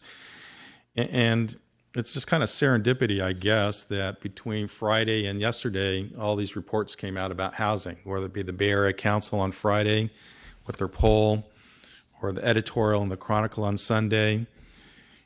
The editorial on Sunday stated that housing affordability, credit availability, the tightness of the housing market, job opportunities for younger people, and home ownership rates among young people, California came in dead last of all 50 states. And the potential prospects are grim if we don't look at creating housing. An aging population, fewer workers, less economic growth, lower tax receipts, and less of the social dynamism that comes from a variety of ages. Denser housing in urbanized areas near transit would be one of the best ways for California to meet our 2030 climate goals without sacrificing economic growth. And it goes on for several more paragraphs. The stories that we're hearing from some of the speakers that are living in these complexes are substantiated with, my role on the Caltrain board. We have our triennial survey that will be reported at our Thursday meeting. The people that are living here downtown don't want a car. We will see in the survey, in the profile of our Caltrain riders, the demographic drop from 67% car ownership to 60%. They don't need a car. They don't want a car. They don't want to buy an extra parking space. And we are also seeing that in our SamTrans riders. We interviewed CAC members last year, had our set of questions, and for the first 3 candidates we saw, they all voluntarily said, I gave up my car. And so we added that question to our interview for the 4th candidate and everyone after, do you own a car? And half the candidates said, we got rid of our car. It takes us a little longer to get around, but having a car is a hassle. One candidate even said, the mechanic keeps calling me, when are you going to come get my car? It was 6 months later. We need housing. We need housing for the next generation. In the Bay Area Council report, Jim Wonderman, the CEO, said, we're shutting the door on future generations, sons, daughters, and grandchildren. And that's what my focus has always been. We may have ours, we've worked really hard for ours, but when my nephew, the new police officer in a city not very far from ours, has to live in Mountain House. The only way he makes it work is his mom lives here, and he spends 3 nights, if not 4 nights here, and then goes back home. And he just had a new baby. So he has to spend 3 or 4 nights away while his wife takes care of a premature 5-pound new baby because he can't find a place to live here. This chart is very helpful. We have prioritized affordable housing for our community, but if he was single, he wouldn't qualify for one of these units. We need housing at all different income levels. We need infill housing. It's funny, I was talking to an architect friend of mine, the Franklin Street apartments. Challenge many of you to remember what was there before. There's a concrete batch plant on El Camino Real. Yep. It was a concrete batch plant. And now it's housing for our community. The change has been hard. I've heard it. We hear it. But we have to keep planning for the future and infilling things like what used to be a 1-story, 8-foot tall building with housing for our community where we can walk, not have a car, get to the train, get to the bus. And we put a plan in place for a reason. These people followed it. Was it perfect? No. Could it be better? Yes. But that's where we are right now. And so I will be supporting the staff recommendation. Vice Mayor Bain. Thank you. First of all, I want to thank our staff for the very thorough report that you put together, as well as the memos explaining the Housing Accountability Act and some of the other issues we should be looking at. We actually asked for that level of detail after a previous project that we had to consider that was brought to us on appeal. I think most people know that most projects are only considered at the planning commission level unless they're appealed to the council. That's why I appreciated this staff report. We had an option or an alternative 2 in here. The emails that we've gotten have fallen into one of 2 camps: either approve the project as it is or uphold the appeal and deny the project. And this is not a binary choice. And I think that there is some confusion in the community about what it means if we were to uphold the appeal. And I think there are some people who believe that if we were to do that, this project would simply go away. And that's not the case, as our city attorney outlined with respect to the Housing Accountability Act. So I appreciate everybody who spoke tonight, because everybody was very respectful. They presented different points of view in a very civil way. And we need that, especially at this level of government, where we can look each other in the eye and we can agree to disagree. Now, as my colleagues know, I just spent 2 weeks in Italy. So I'm saying that because not only because I'm a little bit jet lagged, but because it kind of colors some of the comments that I'm about to make. But before I do that, I actually wanted to ask our city staff a little bit about option 2, alternative 2 in the staff report. It says the city council may choose to continue the item to a future meeting and direct staff and or the applicant to provide additional information or analysis. But it's my understanding from previous conversations with our staff that we have discretion to modify the proposal, or to direct, I should say, the applicant to come back with a modified proposal. Is that correct? That is correct. Yes. So that's where I'd really like to focus my comments, because there were a lot of really good questions. Councilmember Mazur raised questions about bike storage. There was some discussion about parkland. There was some discussion about housing, and whether there could be more units incorporated into that. So I think what I'd like to give is some sort of directional feedback. And as you can probably tell from some of my comments, I'm interested in exploring option 2 or alternative 2 even further. So one of the things that I walked away with from my recent trip was looking at a lot of architecture and the importance of symmetry in that architecture. And this may be something where intelligent people will agree to disagree, but I actually preferred the July design to the November design. I don't know whose idea it was to make the project asymmetrical, but to me, personally, that's going in the opposite direction. I agree with the comments of the Architectural Advisory Committee in terms of the massing. And I think there are some different ways that we can address the massing issue. It is a big change for our community. It's a massive change. And quite honestly, the fact that we have so many people so unhappy with this project tells me there's still work to do. And it's not simply that people are resistant to change. There is that, but developers need to have a back and forth with the community. There needs to be negotiation. And I think of 885 Woodside as a great example, where several years ago, those of you who were here at the time may recall that there was a proposal to build the project that's currently there that the community that backed up to that project really didn't like. And there was a lot of give and take, back and forth, and it ended up with being something that people can accept. I personally don't think we are there yet with this project. And as I was thinking about it earlier today, I was reminded of in the 70s when Henry Kissinger had a very important speech to give on China and Vietnam, ending the Vietnam War, opening relations with China. Very important, critical speech. And he asked a speechwriter to come up with something. And he delivered it, speechwriter delivered it. Mr. Kissinger called him the next morning and said, "Is this the best you can do?" Speechwriter, a little bit flustered, said, "Well, no, actually, I guess I can do better. That's a draft." He went back, came back a few days later, delivered a new draft, got a call from Kissinger the next morning saying, is this the best you can do? He was a little dismayed by that, but he went back and racked his brain, rewrote it.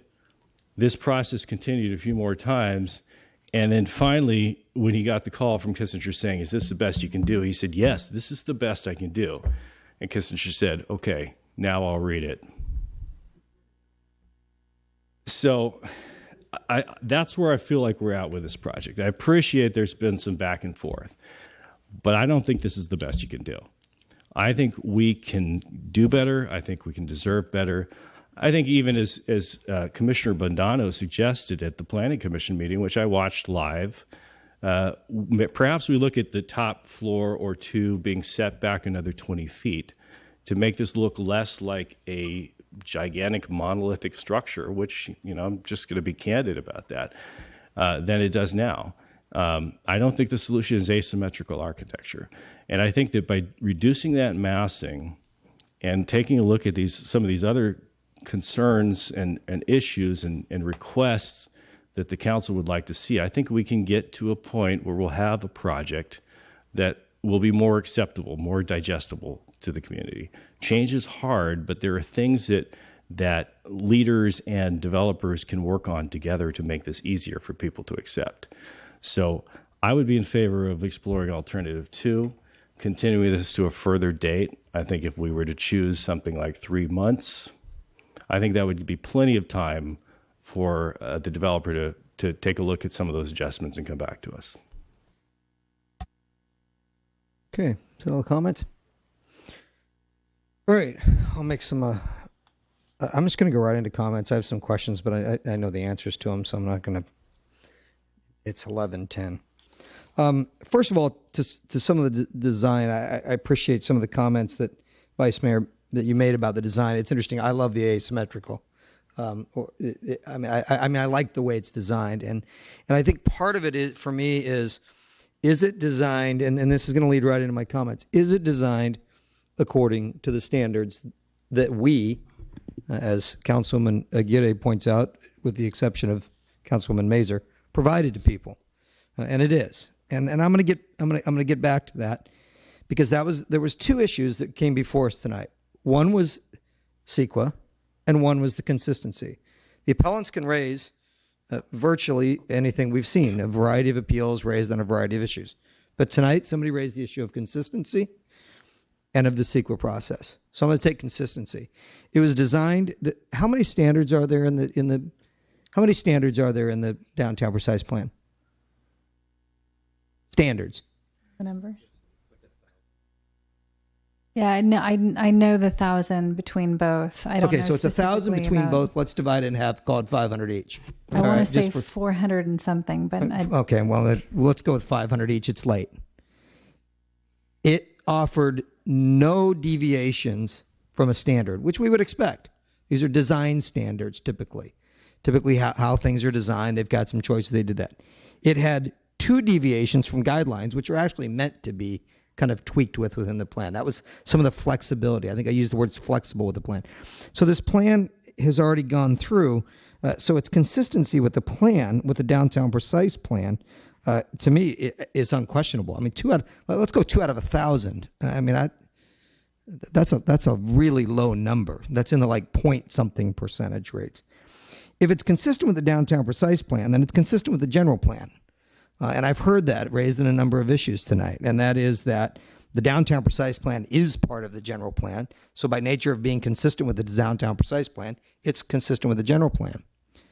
What's interesting about that is that's a downtown precise plan and a general plan that was developed by the community of Redwood City, I think arguably over thousands of hours of people time and years, and even stretching into plus a decade. What's interesting to me is I've heard commented both from the dais as well as from the appellant about the Grand Boulevard Initiative, which was not developed by the people of Redwood City. I was at the very first the Grand Boulevard Initiative is not something developed by this city for this city. That's the downtown precise plan. I appreciate that it can guide us, and I think it's a fabulous document, but it's not what this city elected and appointed people and its community came up with. We came up with the downtown precise plan, and this project is consistent with that plan. I don't agree. I think the emails that I've read, and actually I think responded to all of them, because they all came in at a time when I was still able to respond. I think the ones I read were a matter of build it or don't build it, but I didn't hear that compromise in between of wanting to go back and hash this out, because I think, one, it has been hashed out, and I think, two, it follows a plan that allows for what it came up with. So that's the consistency. I think it is. I think it is extremely consistent with what our community asked for. And to that point, when I get emails talking about not listening, I am listening. I'm listening to people now. I'm listening to information that I read in various reports, and I listen to information anecdotally that I pick up. I listen to my own thoughts, as well as I listen to people back in the late 1990s when I got here. And I listened to people throughout the downtown task force process. And I sat in this meeting and walked around downtown on Saturdays, and we looked at pictures and poster boards, and we stuck things here and we stuck things there. I listened to thousands of hours of people talk, and we came up with this downtown precise plan, and it's a good one. Interestingly enough, it was challenged. So I'm going to go to the CEQA issue. It was challenged. It was challenged on two issues. It was challenged on historic resources, and it was challenged on shadows. Interestingly enough, it was challenged on shadows, even though a shadow study was accepted by a private individual who then challenged it on the same shadow study. If that doesn't sound convoluted, look it up. That's exactly what happened.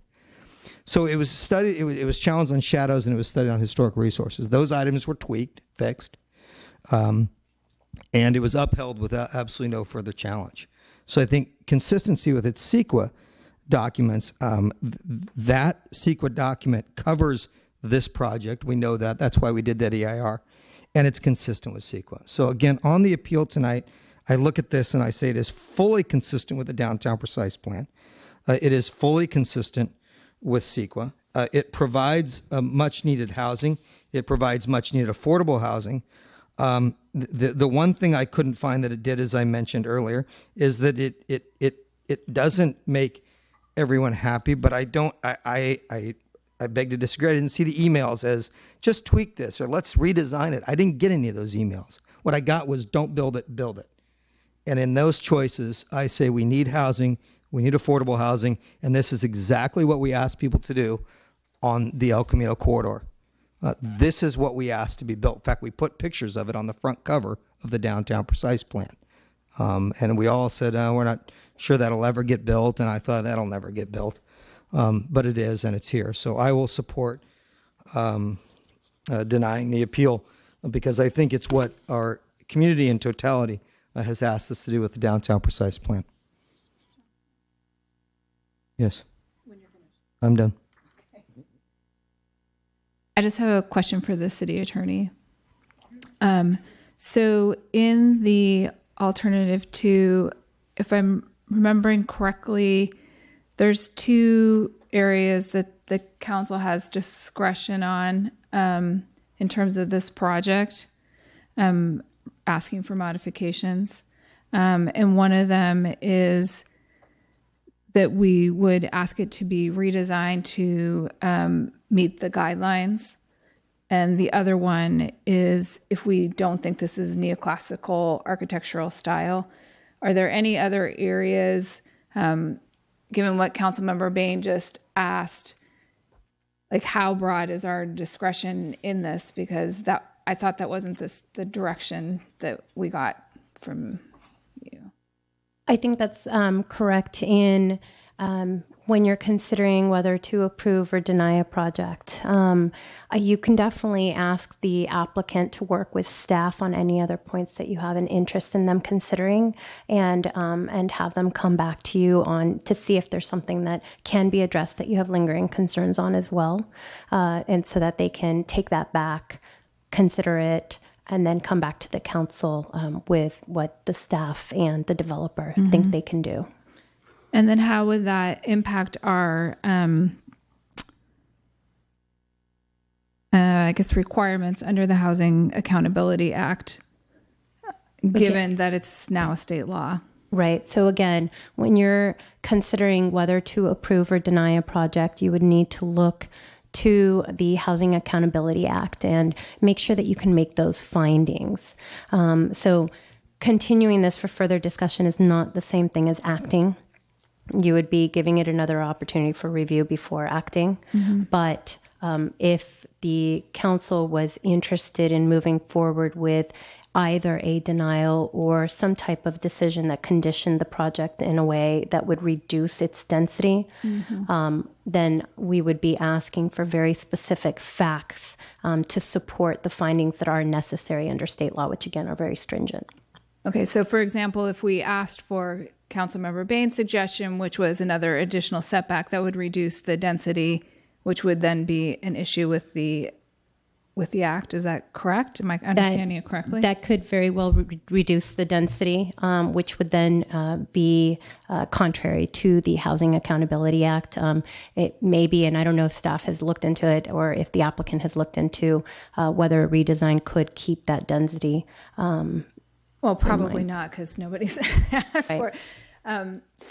Sorry, Ian, just one more question, which is, so to this question where a couple of us have raised, we'd like to see a little bit more affordable within the project.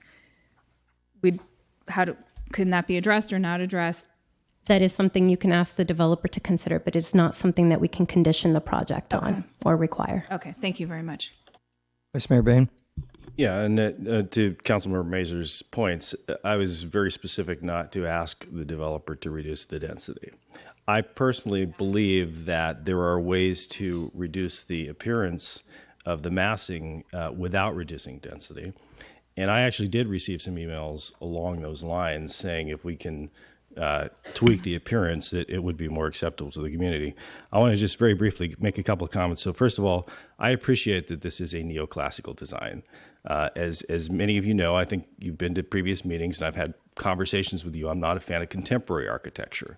So the fact that it's neoclassical, I think, is a good point. I just think it needs a few tweaks. I want to read very briefly some things from the precise plan. On page 13, shaping new buildings to define a distinct, unique, livable form of a medium-sized city downtown on the peninsula, well-scaled to the surrounding neighborhoods. Human scale and the right, quote, feel for Redwood City. Those are words straight from our plan in the vision section. Additionally, there's on goal A, section 1.21, we talk about a beautiful, memorable buildings that are interwoven with the city's identity. And we have specific examples of architecture that reflect Redwood City. And there are some unique buildings that are identified in there. I don't think we have taken this far enough to do that. I mean, honestly, despite the neoclassical design, this is a building that could be built in any city along the peninsula. I think to Councilmember Borgen's point, there are some ways to tweak the design without reducing density that would make this a better, more acceptable building. That's my point of view on this. Councilwoman Aguirre. I'm ready to make a motion. I think we've given a lot of feedback on what each of us has kind of visioned this, even though we're dealing with an appeal. And because we have given a lot of feedback, and that's why it's almost 11:30, I would go with number 1 and say that we deny the appeal and move forward. And that would be my motion, is to deny the appeal and approve the modified project, especially because I think they've worked really hard to try to be within the plan that we've all talked about tonight. I mean, the picture says 1,000 words, so that's my motion. To have a motion to deny the appeal. I understand that. Let me go back to that. Is there a second? Second. We have a motion and a second. Is there more discussion needed? Okay, electronic vote, please.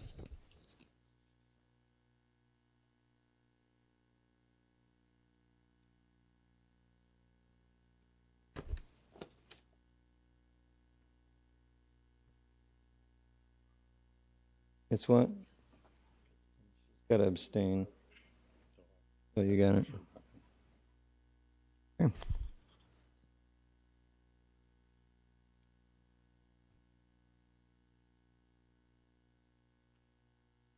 Motion carries with Vice Mayor Bain opposing, Councilmember Borgens opposing, and Councilmember Howard recused. Thank you. Thank you. Bear with us just for a couple more minutes. We won't. Oh, wait. Councilman Howard. That's yeoman's work. exactly sure what a yeoman is, but it seems like yeoman's work to sit in there for that long. Those snacks are not that good. I mean, they're good. They're good, but... Okay, I don't have much desire to extend beyond 11:30, so if we can move our way through any conference reports or committee reports. There were no official committees I know that met. Okay. All right, city manager's report. None, thank you. Whoa. And closed session? Well, as good as we didn't have a closed session tonight. Okay, I'm sorry, we're going back. We're moving quickly through this, so if you have something to report it. Well, I can wait till our next meeting. No, it's There's okay. nothing of urgency that I needed to report, but I did want to at least let people know the Veterans Memorial Senior Center is hosting a fundraiser to support their nutrition program. They are not doing bingo anymore and are going down in their funding, and it's real important for us to support them. April 29th, 6 to 10 p.m. That isn't urgent, but it's urgent for them, so I thought I'd make that announcement. Thank you. All right, not doing bingo anymore? Nope. Wow. It's not popular anymore. On a cruise ship, it's popular. All right, and no report out from... All right, we are adjourned until April 24th. All right. Save 7 minutes. Extra 7 minutes, you can sleep. All right.